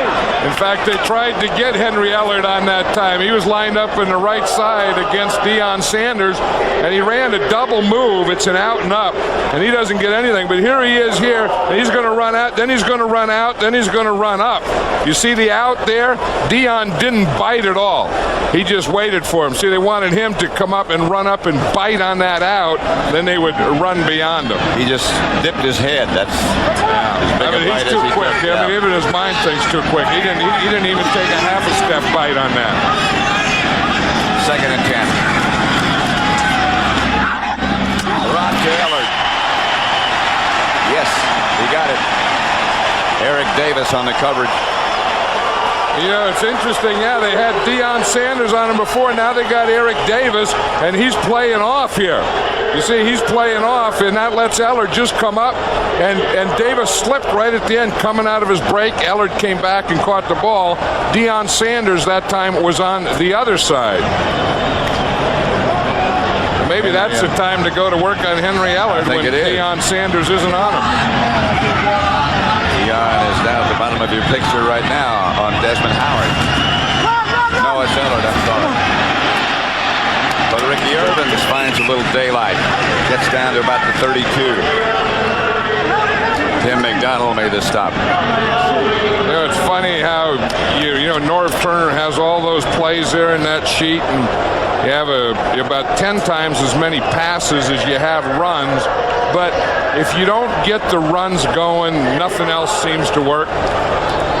Yeah, I mean, you're going to score with the touchdown, you're going to score with the passing, you're going to get the big plays with the passing, but to keep everything held together, you have to have the running. Second down. Ryan Mitchell this time, nothing doing. Maybe a yard's met by Dennis Brown. Dennis Brown was a left defensive end, but he plays the strong side. Now they flip-flop him. In fact, they're flip-flopping him right out of the game now, but he plays on the strong side or away from the open side, and they try and let Ricky Jackson stay on the open side. They go in that nickel package again. Jackson stays. Toy Cook and Dana Hall come in as extra defensive backs. The Redskins are 2 out of 9 in situations like this, the third down situation. Run. That's a Redskin first down to Ricky Irvin. Good job of blocking by Jim Lachey. He was being rushed by Todd Kelly, and he just rode him right back, and he rode him right beyond Gus Frerotte. Watch Lachey here, and here's Todd Kelly. He's going to come here, get him here, and then just bump him out right at the end and let Frerotte step up. You see the rush here? You see how Lachey gets position there? And then right there, he bumps him up, and that lets Frerotte just stand there like a skeleton drill. First down, Redskins. At the 49er 26. Frerotte will throw it on first down. Ellard is high. Covered by Merton Hanks. Thing about Norv Turner, he's going to throw the ball. I mean, Norv Turner, will go for it. I mean, he was worked under Ernie Zampese, and that was Ernie's feeling that you always go for the pass and and always go for the end zone and do all those things. And those guys in that, they're all out of Air Coryell, Don Coryell's offense. When they get close, they're going to take their shots. 3 wide receivers. Draw play on second down. Irvins gets a first.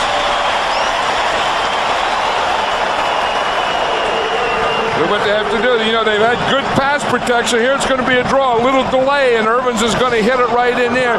This is kind of, you just bring the ball back, delay it, a little double team there, pick a hole. He started to the inside, and then he went back and ran right off his double team. They had Simmons there, the right tackle coming down and collapsing that side, and Ricky Irvins ran right off Ed Simmons' block. Irvins did not get the first down. He's about a foot short. So it's third and about 1 foot. Flags fly. They take too much time. Yeah, if they did, that's a coach killer. I wonder if they thought. Before the snap, ball start. Number 67, 5 yards. It's still third down. Ray Brown. Yeah. That's the thing that'll kill you. Ray Brown is a guard, but on short yardage, he plays tight end. This is Ray Brown here at the tight end. You see him move right there? That's it. And they were going to run at his side, too. You see the fullback starting in that direction. That's the first Washington penalty. And that takes you out of sure yardage. You have a short yardage, which was almost sure yardage, to not so sure. 74 yards with the interception by Tim McDonald. That's a heck of a catch. Yeah, but it shouldn't even happen. I mean, that was Ray Brown's fault. I mean, that's the thing when you're when you're a team like the Redskins, those penalties will kill you. That penalty killed him. They had short yardage. It would have been a run. Then they forced him into 3rd and 5.5 here. You see Farrat gets the pressure by Stubblefield. He had to get rid of the ball, and Tim McDonald just jumped up and took off with it. I don't know how you can force it in there like that. But he just jumps up, and there's Stubblefield with the pressure. Watch Tim McDonald with the one-hander. I mean, he just jumps up, just grabs it with that left. He really got up in the air. Yeah, he did. Holy moly, did he get up. That's a heck of a catch. I didn't think he could get up that high. From that close to the quarterback to maintain possession of the ball, that's something. 24-3, 49ers. Watch Tim McDonald here in the clicker. He's number 46. On nickel, he is a linebacker, so he's right at the line of scrimmage. But watch how high he gets in the air. When you think he's just about as high as he goes, look, he just keeps going higher and higher and higher. And look at that. I mean, he is that far off the ground. That is amazing. In fact, his knees buckled when he hit the ground. Right. That's how high he was. Brian Mitchell. Gets back to the 30. Derek LaVille made the stop. 219 years of the Marine Corps from the shores of Tripoli. That shot was taken from our camera atop RFK Stadium. There's Gus Farrat. Is caught by Henry Ellard. Gets across midfield. Deion Sanders with a stop. Yeah, that was one on Deion there. Yeah, I think they've been kind of staying away from Deion. They tried to get him deep once in the first half. They tried to get him on an out and up, and that time they just got him on an in there. I think when you talk about cover corners, I think Deion Sanders is the best in football. In fact, when I was talking to Sam Huff at halftime, he thought he may be the best he's ever seen play. Incomplete high. Farrat is knocked down right now. For an update, let's return to James Brown in our Hollywood studio. All right, Pat, New Orleans has finally scored in the game against Minnesota. Jim Everett going deep to Michael Haynes, a 36-yard strike. And we're all knotted at 7, that in the third quarter in Minnesota. Let's take you back to Washington. Pat and John. 24-3 the score here at RFK Stadium in Washington. On second down, Ricky Irvin picks up 2 or 3.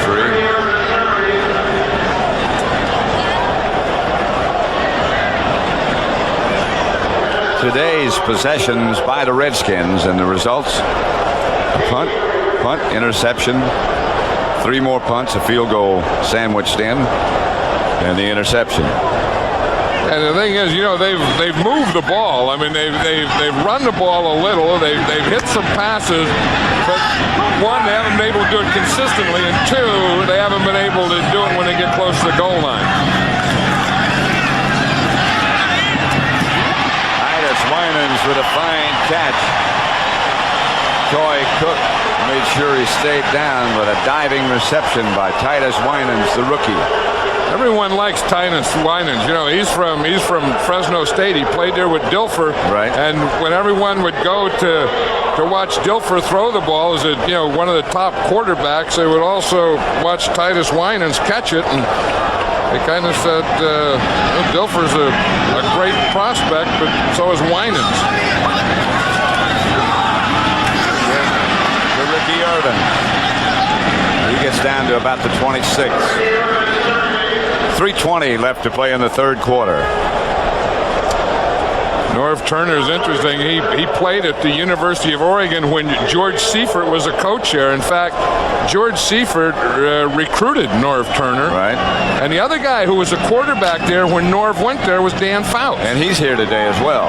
Yeah, so they got the old Oregon thing. Seifert the coach, Norv Turner the backup quarterback, and of course Dan Fouts, the Hall of Fame quarterback. They need 6.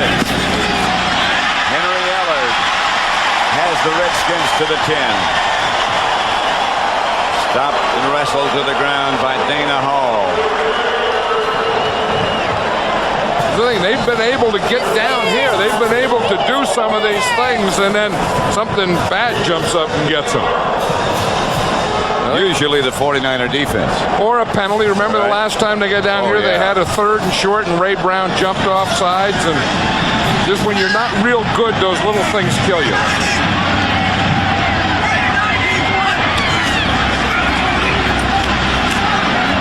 Incomplete.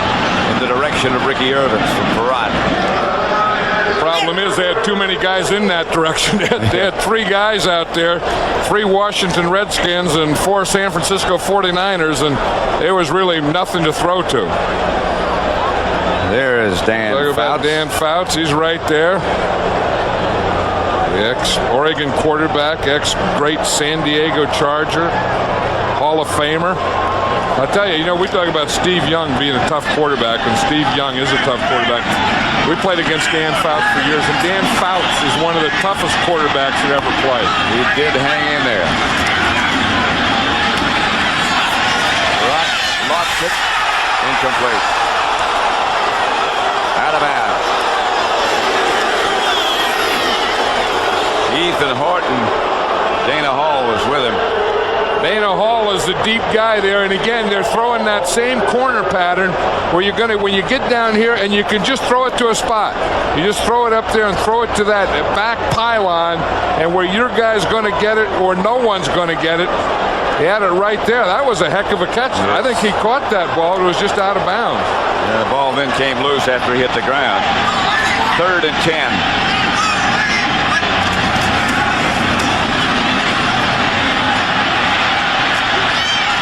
Pass completed about the 6th to Ricky Irvins. Not enough for a first down, and obviously not enough for a touchdown. And the fans don't like this, but I think when you have a young club like this and you're playing the 49ers, you've been struggling all day. I know it's easy to say go for it, but you just have to get something. I mean, you just got to get some points. Take this, then go to work on it the next time. So Chip Lohmiller is in the game. Redskins, in fact, have not won a game here this year at RFK. Yeah, and then you take they lost their last game here last year, so their streak of losing here is pretty good. Or bad. 23 yards out by Lohmiller. He wheels it high and good. And the Redskins have 6. The 49ers have 24. 24-6. 49ers lead it. We were talking about the Redskins, Pat. They've lost 5 straight here at home this year, and then 1 from last year, so they've lost 6 straight at home coming into this game. Dexter Carter starts inside the 5.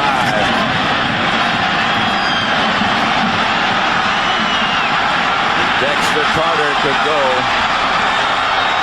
Did he stay in bounds? Yes, he did. Touchdown signaled, and they never got him out of bounds.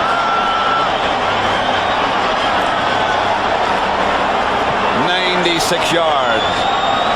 Dexter Carter. You know, that last hit, instead of a tackle by Alan Grant, number 26 was over there. He came over to get him, and instead of knocking him out of bounds, he just knocks Dexter Carter forward. You see here, good hold, good blocks. Here he gets a little help there from Floyd. Now Floyd is going to lead him. Now watch when Grant, number 26, hits him right here at the end. Instead of knocking him out of bounds, he knocks him forward and knocks him right into the end zone. That was a good return. I mean, it had everything. It had good running and it had good blocking. Everything was set up. That was a good return. What's this though? The extra point is botched.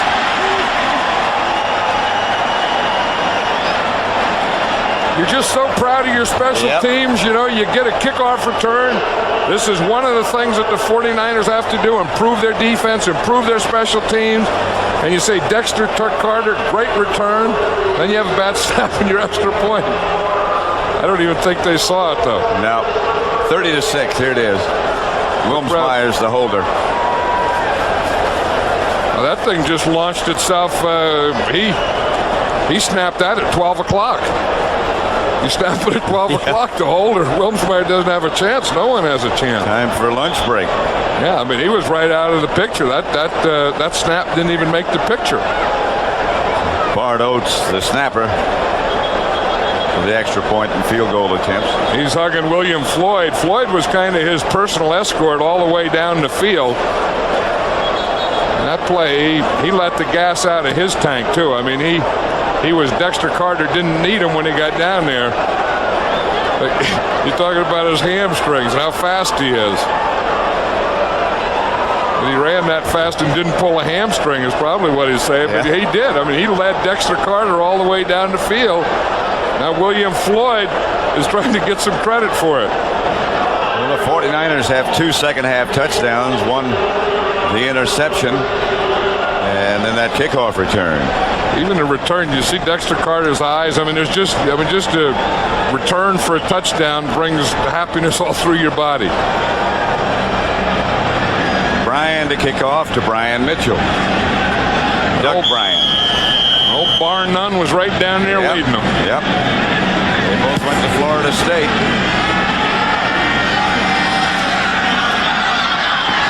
The Redskins got a turn. And it's a good return. Out to about the 38. Derek Lavelle made the stop, along with Antonio Goss. Yeah, I wouldn't be surprised somewhere, Pat, if we saw Elvis Grbac, the backup quarterback of the 49ers. I think that there is a time in a game when you're ahead 30-6 and you get the game into the fourth quarter, and their big game is coming up next week against the Dallas Cowboys. I think in the fourth quarter is when you start to rest some guys, or you start to think about doing that. And if you do it like we do against Philadelphia when it's out of hand, you got to do it the other way when it's out of hand. Barat was hit just as he let the ball go, incomplete, intended for Ricky Irvin's Charles Mann. It doesn't look on the sideline that there's a, maybe they just told Elvis Grbac now. Get up, yeah. But I think that he ought to, because remember in the Philadelphia game when the game got out of hand, when the Eagles were beating the 49ers, they took Steve Young out, and I think that you do the reverse of that. I think when you get ahead like this, you take him out, let the other guy get some experience.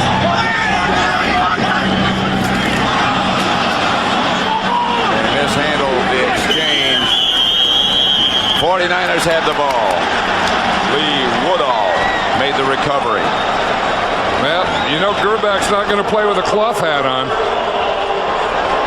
Hadn't had a chance to get warm. It happened so suddenly.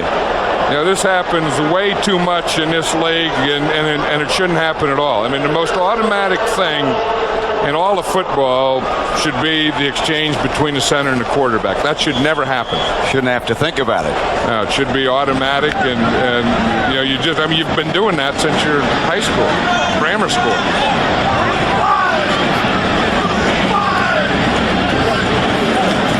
Young gives to Waters.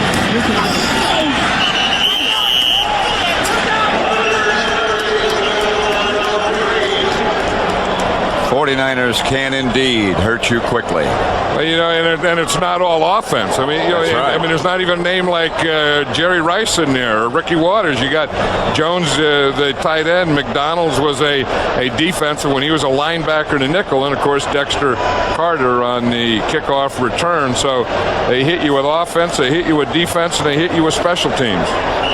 That's the end of the third quarter with the score: San Francisco 30, Washington 6.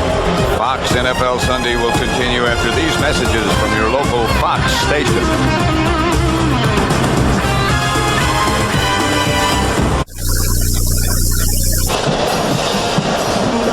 At the end of this game, John Madden and I will be selecting the Miller Lite player of the game.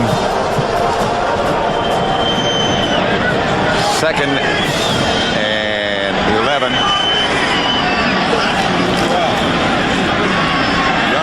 Drops it to William Floyd. Inside the Redskin 30. First down. There's John Freeze. He'll get ready. I'm sure that Nerve Turner's going to make a change now and put Freeze in for Gus Frerotte. Did you see that move that William Floyd Yes. had? That wasn't bad. I mean, for a guy who weighs about 245, 250 pounds to be doing spinners in the middle of the field. Look at Steve Young's eyes. He sees everything, concentrates on everything. With a guy this big doing moves like that, whoo! That's like you used to do at the fun house or something when you'd go through those barrels. Coming at you. Reverse coming. Jerry Rice. Touchdown.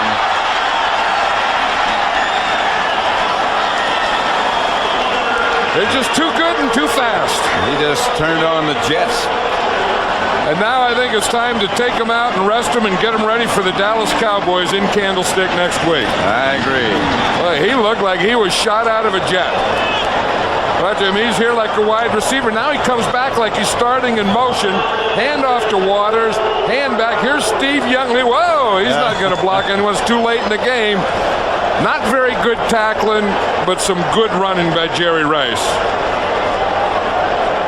I mean, this is a guy that when he sees that goal line, he has another speed. You notice that? I mean, he kicked up about 3 notches there.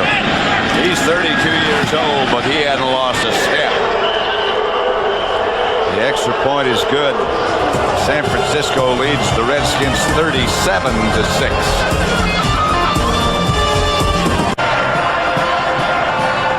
The 49ers are going to have to try the extra point again. They're penalized for an illegal formation. Bryant's kick was good.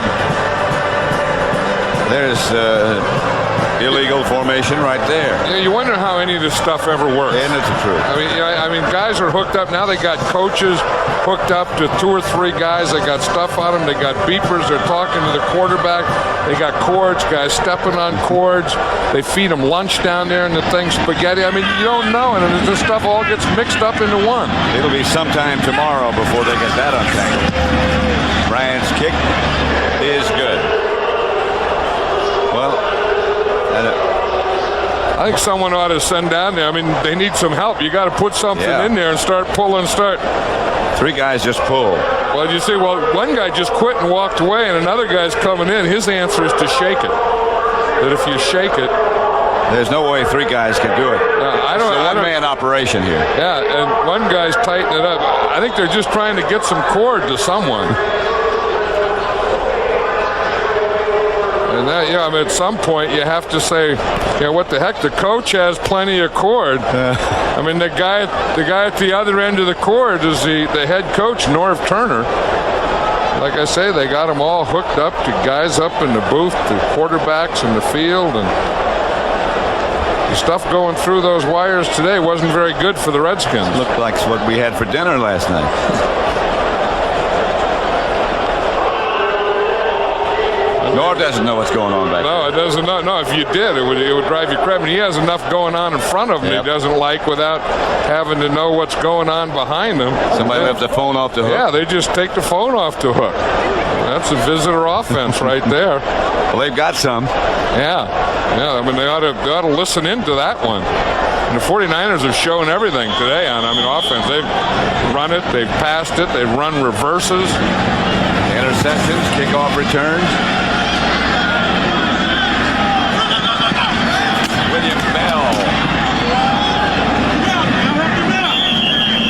About the 29. Today's game is being produced by Bob Stenner and directed by Sandy Grossman. Studio is produced by Scott Ackerson and directed by Bob Levy. The executive producers of Fox Sports are Ed Gorin and David Hill. I think Brent Jones is still talking about that long pass that he caught early. Well, he's got his breath now. He can talk. In the second half, the 49ers have had 3 first downs and 3 touchdowns.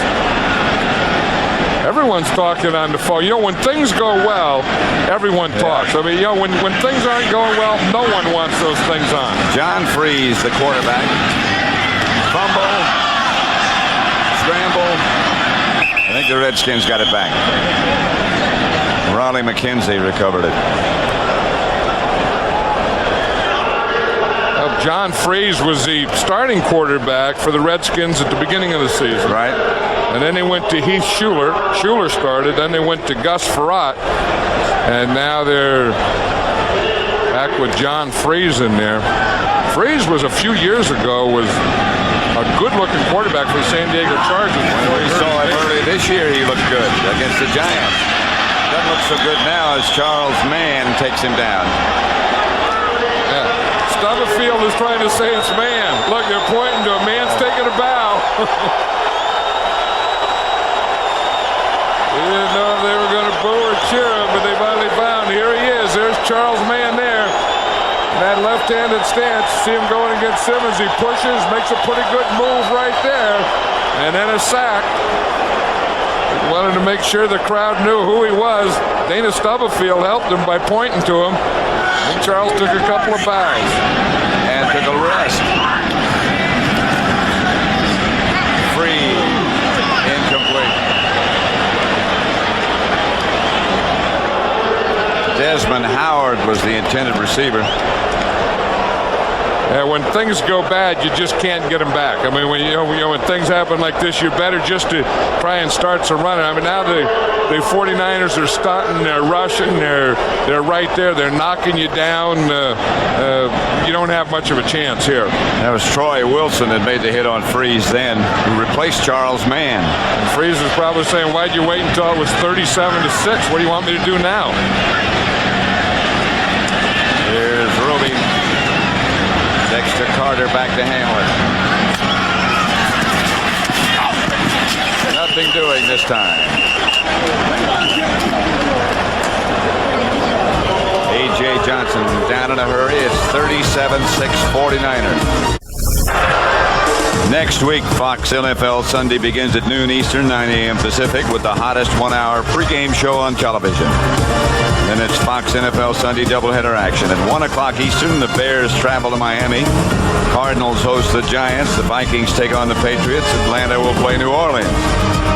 Then at 4 Eastern time, John and I will be in San Francisco for the game of the year, when the Cowboys battle the 49ers in a rematch of the last two NFC Championship games. Check your local listing. Elvis Gerback. And next week at Candlestick, these are the people you'll see in action. Well, you talk about, top players. I mean, Troy Aikman and Steve Young. I mean, that takes care of the quarterback thing. How about Emmitt Smith and Ricky Waters? And every time they play, Emmitt Smith really hurts them. That's the guy they have to stop. Gerald Johnson and Floyd, Irvin and Rice, Harper and Taylor, Novacek and Jones. I mean, you talk about some weapons all being on the field the same day. That game next Sunday is going to have all that stuff. Gerback fakes, gets it to William Floyd. Floyd breaks a couple of tackles. Now is knocked backwards. 37-6, San Francisco leading. I'll tell you, Steve Young feels a lot better about being taken out in this game than he did the last time we saw him taken out. Remember against the Philadelphia Eagles? He was unhappy about that. Oh, he was going crazy. There were no smiles on his face. There was no high tens then. I'll tell you, he is a tough guy. I mean, he looks fresh here. He looks good. He's giving speeches, but he got batted around a little today. Yeah, he did. Like 8 times. The defensive back's in conversation with the quarterback. That's kind of rare. Well, he's thanking them because they gave him a touchdown. Flag on the play. Harry Boatswain, I believe, pulled back too soon. He's talking to Tim McDonald there. Tim McDonald played a heck of a game. Yeah, he did. Ball start. Number 65 of the offense. 5 yards. It's still third down. Because even before McDonald got that interception, I mean, he was making a lot of tackles on runs and stuff. In fact, I think that whole secondary played well. Eric Davis, Troy Cook got made that the interception. Yeah. Deion Sanders is always super. 3rd and 8. It's one of those stars we left off that list. Deion Sanders. How about Deion Sanders against Michael Irvin? Charles Haley. Darrell Green upends William Floyd. Yeah, Harris Barton was talking about that brace he has on his right arm, and he said it had the best material in Silicon Valley is in that brace. The thing he's worried about, it was funny, we were talking yesterday, and he said, I'm worried about Charles Haley grabbing the hinge. So it was the night before the Redskin game, and Harris Barton, who is the biggest worry wart in the NFL. Oh, yeah. Like he gives a thumbs up, feels good, everything's okay. So he gives a signal. He knows. The biggest worry wart in the NFL. He was not only worrying about today, but he's worried about next week already. Wilfsmeyer gets off a high kick to Brian Mitchell.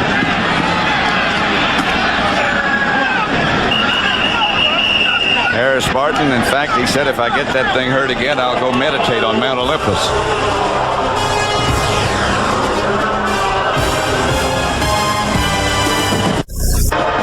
Back at RFK Stadium, Pat Summerall with John Madden. San Francisco 37, Washington 6.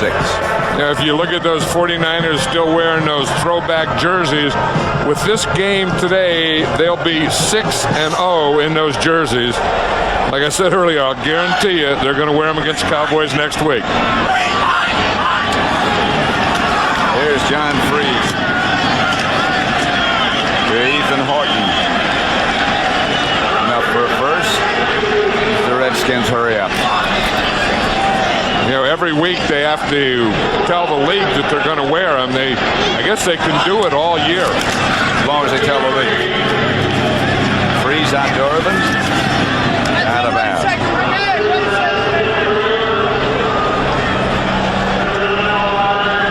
Sometimes when it's 37-6 and you're the coach, there's not a heck of a lot. I mean, things they just take it up and run it away from you, and there's not much you can do. There's a guy who does a heck of a job, and I think he really does. I think of all the coaches in the National Football League, George Seifert's the most underrated. And he has the best winning percentage of any coaches, and probably most underrated and underappreciated. That is not an underrated haircut. I don't know what that is. Intended for Ethan Horton, incomplete. Well, you know what he did? They had the bye week, and he wasn't sure how this was going to work, but what he did was shorten the practice. He wanted to have shorter practices and higher intensity, and then see what the results were. And the things that he was looking for was intensity and force and sharpness, and I'm not sure exactly what all those words mean, but I think he had it. I mean, you're going to have your offense and your defense, but he wants them to be intense, and he wants them to be forceful, and he wants them to be sharp. And I think to be ready for next week's game is what he's talking about. And I think they are. 3rd and long. Freeze leaks to Ellard. And a flag on the play.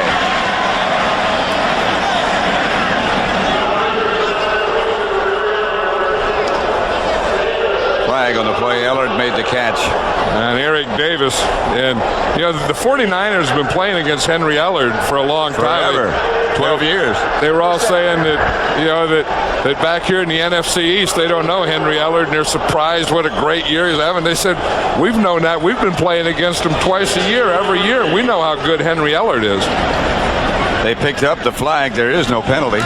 Well, he caught 61 passes last year. He's one of those guys that stays in great shape.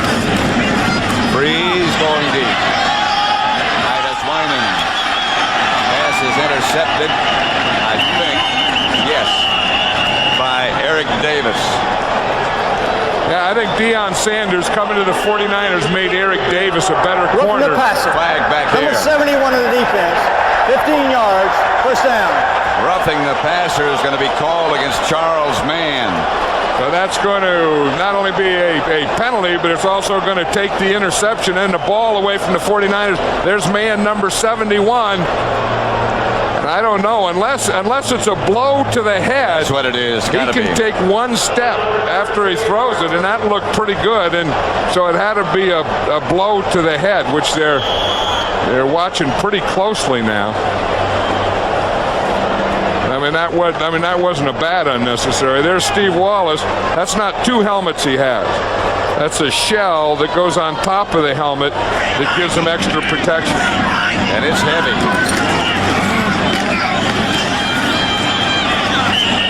Ricky Irvin's the ball carrier. George Seifert was saying yesterday that helmet Steve Wallace wears is so heavy.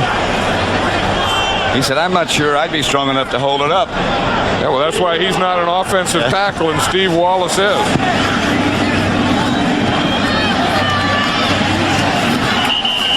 Ricky Irvin dives for a first down.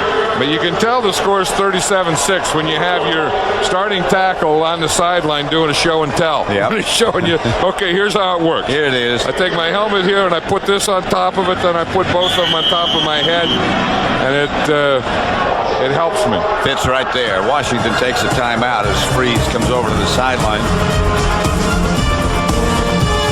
7:55 left. Right in the middle is John McVay, who handles a lot of the signing of players and the administrative duties of the 49ers. Former Giant coach.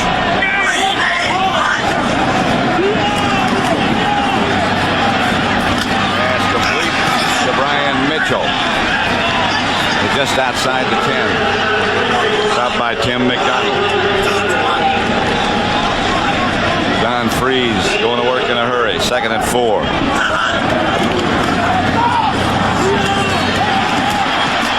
First and goal, Redskins. Brian Mitchell gets the carry. Lee Woodall made the stop. Yeah, last time they were down there, they had to settle for a field goal. The time before that, they had an interception. So I'm sure with Freeze, they'd like to get one in here. Freeze, touchdown. Ethan Horton.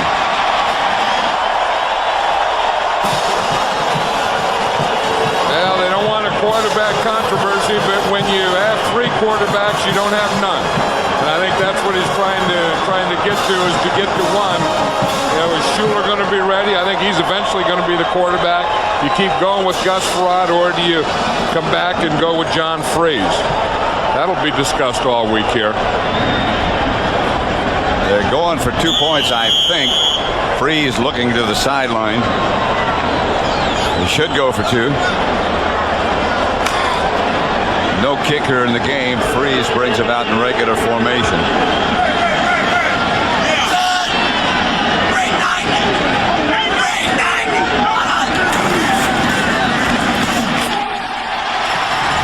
It's good. Brian Mitchell over the top. Fans are saying, heck, we should have had John Freeze in there the whole game. Why didn't you do it like this all game? Here's the touchdown pass. Freeze looks, he waits till he comes away from Troy Cook and just zips it right in. Here's the 2 points. That's just a trap. See, the guard pulls and traps. Mitchell just comes and takes off about the 2-yard line, goes straight up and over. 37-14.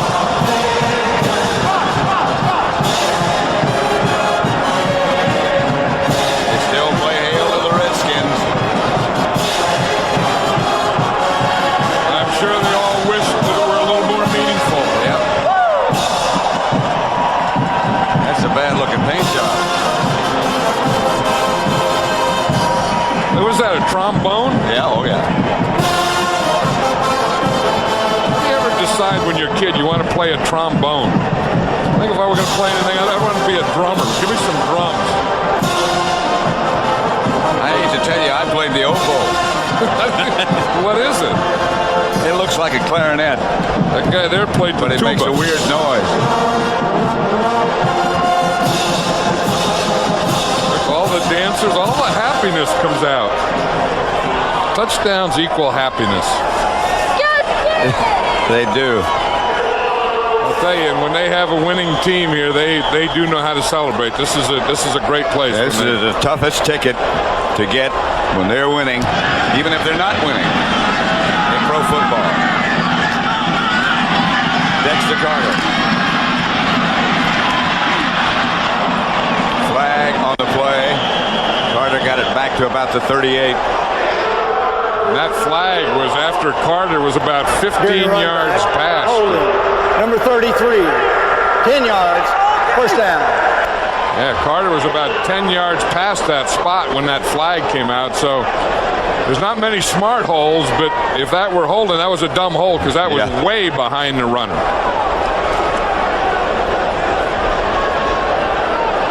In the midst of all the preparation for the 49ers, Norv Turner yesterday when we were meeting with him, well, here's the hold first. Yep, well, it wasn't behind him. He just called him. Oh, he was still holding him there. I don't think he saw the first hold, and then he just grabbed out and pulled him back after he went by. Elvis Gerback, the quarterback. Derek Lavelle, the ball carrier. In the middle of our conference with Norv Turner, he got a phone call from his wife who said, you left home with your son's shoulder pads in the trunk of the car. Yeah, and I saw his wife, Nancy, coming into the game today, and she said, I didn't know what else to do. Our son had to play a game. Norv knew he was wrong, and he took the equipment. The kid has to go to the game. No shoulder pads. Nancy has to take him to the game. He doesn't have a shoulder pad. You can't play without the shoulder pad. And she has to call the head coach. What else is she going to do? Well, they got it worked out. Dexter Carter. Tripped up by Kurt Gobea. I asked Nancy Turner coming into the game today how it is being a head coach's wife. So it's easy. She goes, no, it's tough. Well, how about George Seifert's wife, Linda? Where'd she go for 3 weeks? She was Kilimanjaro. She climbed. Yeah. I mean, and she got all the way up to the top. It was so cold up there. She stayed there for 20 minutes. But she was doing that like for 3 weeks or something. She was gone while George was out there coaching. Well, he got his hair cut too. I think he got his hair cut after she got home. That's Mark Logan. In fact, when they got married, they're both mountain climbers, I guess, because when they got married, they went on a backpacking trip in the Sierras for a week. Well, he's climbed a lot of mountains in the NFL, hasn't he? Like I said, I think he's one of the most underrated and maybe the most underappreciated head coach in the league. I mean, he just quietly goes about his job of preparation and winning, and then walks away and gets on to the next one. Sometimes that's very hard to do. Logan over the left side. Stopped by Shane Collins. And the thing that haunts him is the Dallas Cowboys. Yep. I mean, it's not that the 49ers aren't good. I mean, to me, the best team in football in the last 3 years have been the Dallas Cowboys. And the second best team in football have been the San Francisco 49ers. Well, like they were talking about yesterday, they got some kind of new oxygen chamber that they get in that's supposed to speed up healing. And in the opinion of the players, the reason they got it is because the Cowboys got one. Yeah. It's called a hyperbolic chamber. And you have to get in it for an hour and a half. Who would do that? Well, if you want to heal faster. There's Richard Dent, one of the off-season acquisitions. I wonder if he gets in that hyperbolic chamber. But the stuff they have now, I mean, it's amazing. You talk about hyperbolic chamber and stuff.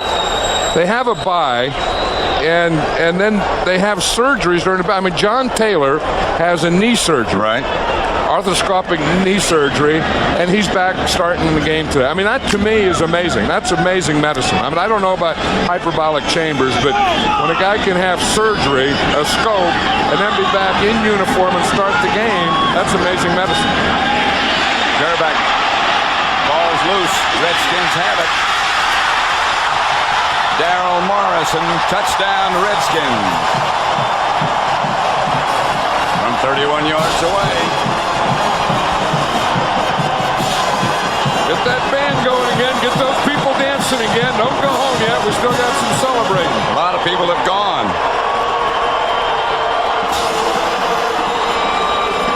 That trombone guy going again. The owner of the Redskins. He's been around so long, he knows when you celebrate and when you don't.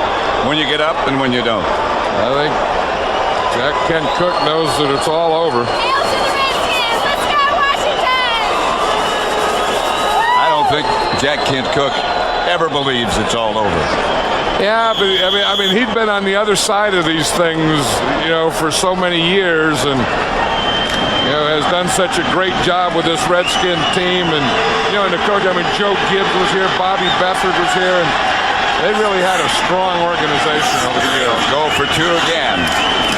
Freeze back to throw. Travis Winan. 37-22. John Freeze is relaxed. That's one thing. You come in, you have nothing to lose.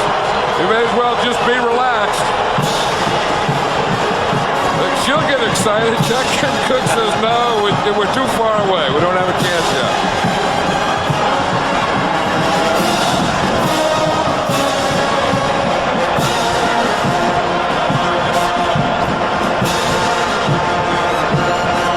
Yeah, with 15 points difference, though. Yep. And you still got that 2 point. It's a stretch, but they have to have something to root for, and they can root for 2 touchdowns and 2 two-pointers because they just got 2 touchdowns and 2 two-pointers. They got room to root too. A lot of people have gone home. That group probably paid to stay. So is that group. I don't know if you could pay that group. Oh, but they've been here a long time. I mean, the Washington Redskins and the Hogettes. Watch the Redskins are blitzing. They hit Gerback from the back. Daryl Morrison just picks that thing up cleanly on the run. Takes it into the end zone. The 49ers didn't turn to defense. The 49ers are with their hands team here. They're what you call onside prevent. See, they got guys like Jerry Rice in there. They got Ricky Waters in there. Brent Jones. They go the other way. Flag on the play.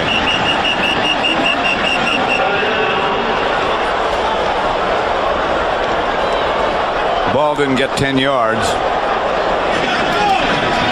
If the Redskins touched it before it got there, before it got to 10, it belongs to the 49ers.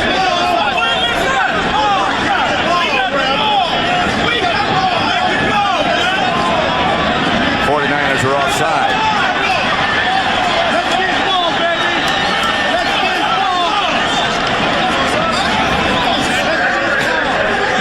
at everyone talking and arguing. All we have is a big huddle. There's too many players in there. You got to get rid of the players. Got to get them away from you. Came over to, he found a friend, Norv Turner, who says the ball belongs to us. But it didn't go 10 yards. Unless the 49ers touched it before it went 10 yards, and then the Redskins got it. Number 40. He crossed the restraining line before the ball was kicked. 5 yards and re-kicked. William Floyd. Yeah, you're going to see it right here. Well, the ball's already been kicked. But they say that he's across the restraining line before the ball was kicked. But as you say, the ball's in the air. Yeah, I don't know that he was. I think they didn't want to make a decision on that onside kick, so they just called it on William Floyd. It's a rookie. Yeah, and he probably didn't leave early. I mean, that ball was in the air when he crossed there. Again, there is a 10-yard restraining line. And that's 10 yards from where the ball is placed.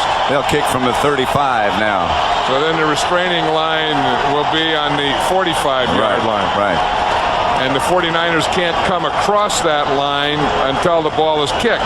But they can touch the ball in that 10-yard area. The Redskins can't touch the ball. Try it again. Kick it out of bounds. Miller caught it too well. Out of bounds by the kickers. 5 yards. Re-kick.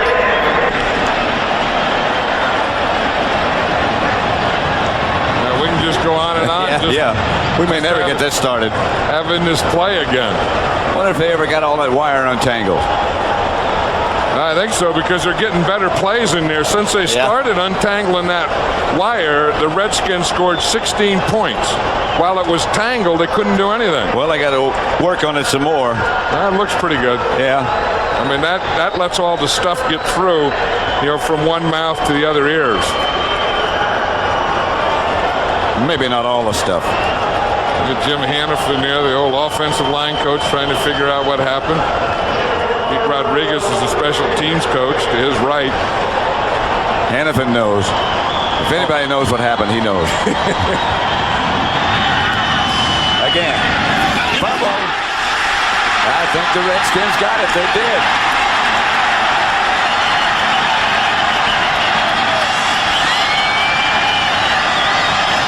Didn't go 10 yards. Yes, it did. Yes, it did. Yeah, they pointed. That's a Redskins ball. Yeah, it is.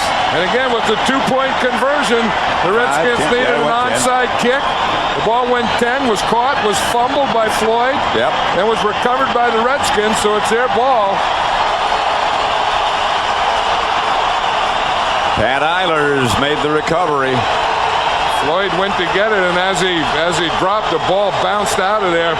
What you want is one guy to go and catch it, then the others to get in front and block. Floyd would have been better by going and becoming a blocker and letting the next guy in catch it. It's hard to make that decision with that ball bouncing at you, though. 1st and 10, Washington. Freeze over the middle. A lot of running by Ricky Irvins, not many yards. You know, the Redskins are fired up now. This crowd to stay here is fired up, and the 49ers are thinking, did we call in the dogs too soon? Second down. I think they didn't snap the ball soon enough then. Freeze pass was complete to the referee. Number 63. 5 yards. It's still second down. That's that onside kick, Pat. Is this the way you guys used to do it, where you just kick the top of the ball? You don't kick it in the middle? That's right. You just kick the top and then kind of just hope to get a high hopper? Well, we came at it in a different direction. You used to come straight at it. Yeah, right, right. But see, Floyd, and he became a blocker and let the next guy catch it, and then maybe get 2 blockers in front. It would have been a better play. 2nd and 11. Freeze gets rid of it. Ethan Horton makes the reception. No, he doesn't. Incomplete. Brings up 3rd down. That's one thing that Freeze can do. I mean, he can get back there and get rid of the ball quickly. I mean, probably of the 3 quarterbacks, again, he's the only one with any experience, and maybe that's why he can get rid of it with more quickness than the other 2.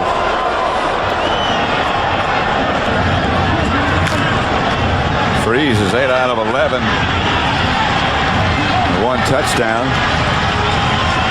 And he threw for the 2-point conversion. Redskins moved too soon. Ball start. They made Number a client 77. 5 yards. It's still 3rd down. Trey Johnson. We met him yesterday. He's a load. Yeah, he is. He's gonna be a big one too. I mean, he's 315. I mean, he's a big one. He's going to be a good one. He's a 315-pound rookie from Temple, and he was telling me he wants to be like Art Shell, 6'2", 315 pounds, and that he would like to. That Art Shell was always his idol, and wants to be like him. That wouldn't be bad. Freeze hits the umpire. The umpire threw a flag. The umpire was trying to dodge the ball and throwing a flag at the same time. And he called a tripping penalty against the Redskins. That's what a lineman usually does when he's beaten. That's a last resort, tripping. Tripping in the middle of the line. That penalty is declined. 4th down. Reggie Roby. What's left of the crowd doesn't like this decision to punt. Yeah, they didn't know who it was. They just said the middle of the line, and the umpire was turned the other way, trying to dodge a football when he called it.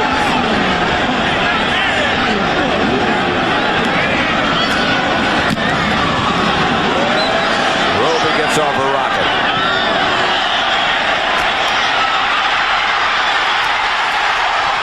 Still hustling. A.J. Johnson is down. Oh, they're saying it touched the goal line, but they're going to bring that one out to the 20. I think it did.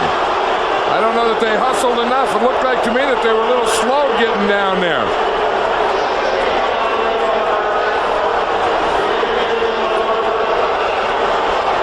That's this. If the ball touches the goal line or goes in the end zone, you see right there, I don't know if he was in the end zone. It doesn't look like it. It's there. It's okay. If he's in the air and touches the ball, it's okay. I think his hand hit the ground. Yeah, if he's in the ground or any part of him is in the end zone, then he can't touch the ball. Maybe his right foot was on the line. Maybe. Nope. His hand might have scraped the goal line. I don't know. I think that was a pretty good play, really. Yeah, I do. Logan. Taken down by Tyrone Stowe. Yeah, one good thing about this, you can show this film if you're the 49ers to your team, and they can't be overconfident. I mean, you still have something to get on them about, and you always have to have that. I mean, one thing that you don't want, you have to guard against when you win, is overconfidence. I think the Redskins, when you lose like they do, you have to guard against loss of confidence, and it's a heck of a balancing deal in there. Again, a reminder about next week. Early game, Chicago, Miami, Arizona against the Giants, Minnesota, New England, Atlanta, New Orleans. And then John and I will be at Candlestick for the match between Dallas and San Francisco. And you got to leave pretty soon, don't you? I'm going to leave right out of here, get on Highway 80. Yeah. Take it west, and I'll end up at Candlestick Park. You make it sound so simple. No, it's not simple. I mean, I got a lot of, like Pennsylvania and Ohio and Iowa and Nebraska and Wyoming and Utah. I mean, I got a lot of stuff in there in between. Yeah. I just stay on 80.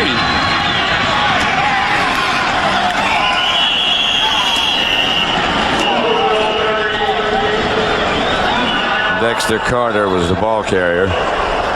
All-time NFL completion percentage leaders. 2 of the 3 will be on the field next week at Candlestick. And one of them used to be there. Yeah, that's a pretty good group. And, Joe Montana, I think in all the years that we've been doing this together, Joe Montana to me was the best offensive player I've ever seen. And to have Steve Young take his place and do what he's doing, and Troy Aikman, a couple Super Bowls in a row, and I don't know, maybe the best right now. I mean, it's going to be an interesting thing. I mean, to see this guy battle against Troy Aikman, and that's one that I'm really looking forward to. Oh, me too.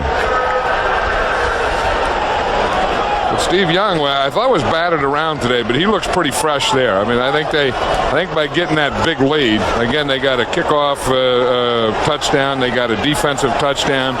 I think that gave him a little cushion so that they could get him out of the game. And the 49ers came into this game fresh, and I think they're probably going to go into next week's game fresh. Don't you think now, John, you live in the area, that the shadow of Montana has finally been lifted off Steve Young's shoulders? No, it hasn't been, and Steve Young knows that, and it's not going to be lifted off his shoulders until he wins the Super Bowl.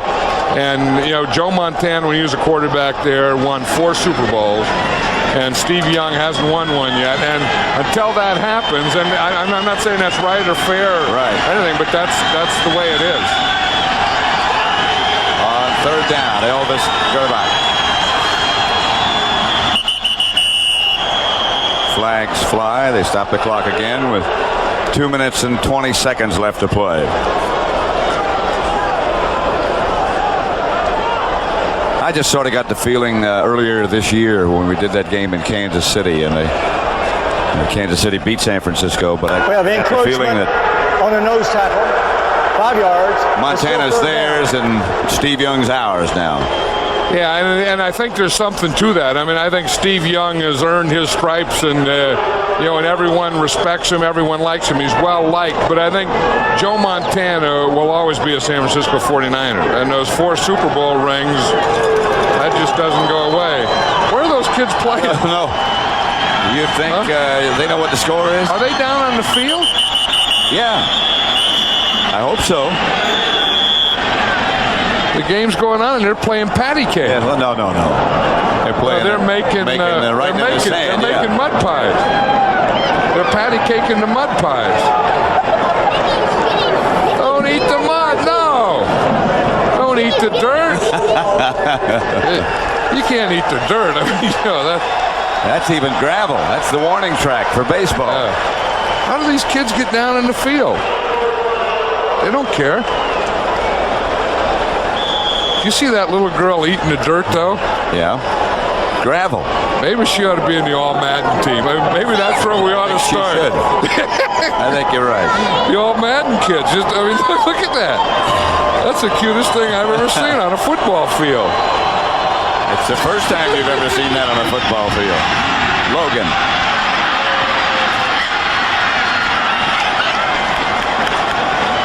First down for the 49ers. That'll get us down to the 2-minute warning. High. That goes on to Fox Sports, Sam. Nope, Fox Sports. Pretty good billboard. Does it go on in the TV? What time are you guys on? When you take you on TV? What time is it on? What time is it on?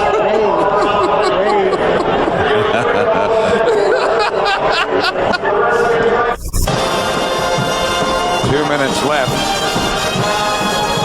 Redskins are out of timeouts. 37-22, the 49ers lead.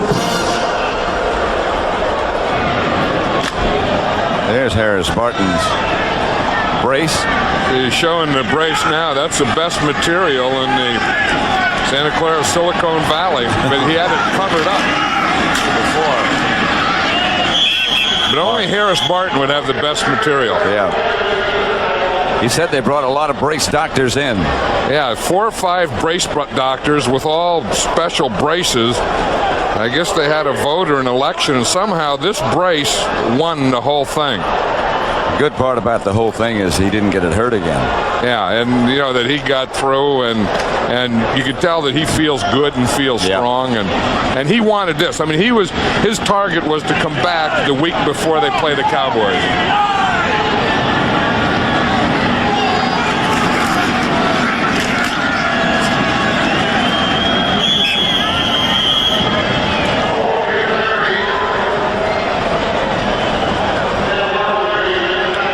The Miller Lite player of the game is Tim McDonald of the 49ers.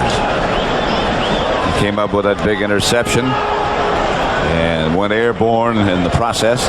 The Miller Lite player of the game, Tim McDonald. And early in the game, before that interception, he was really coming up on run force. And one thing the Redskins wanted to do was be able to run the ball. And I think Tim McDonald was a big reason that they weren't able to run the ball early. Redskins, no more timeouts. They can't stop it. They can head for the respective locker rooms, and the 49ers beat the Redskins 37-22.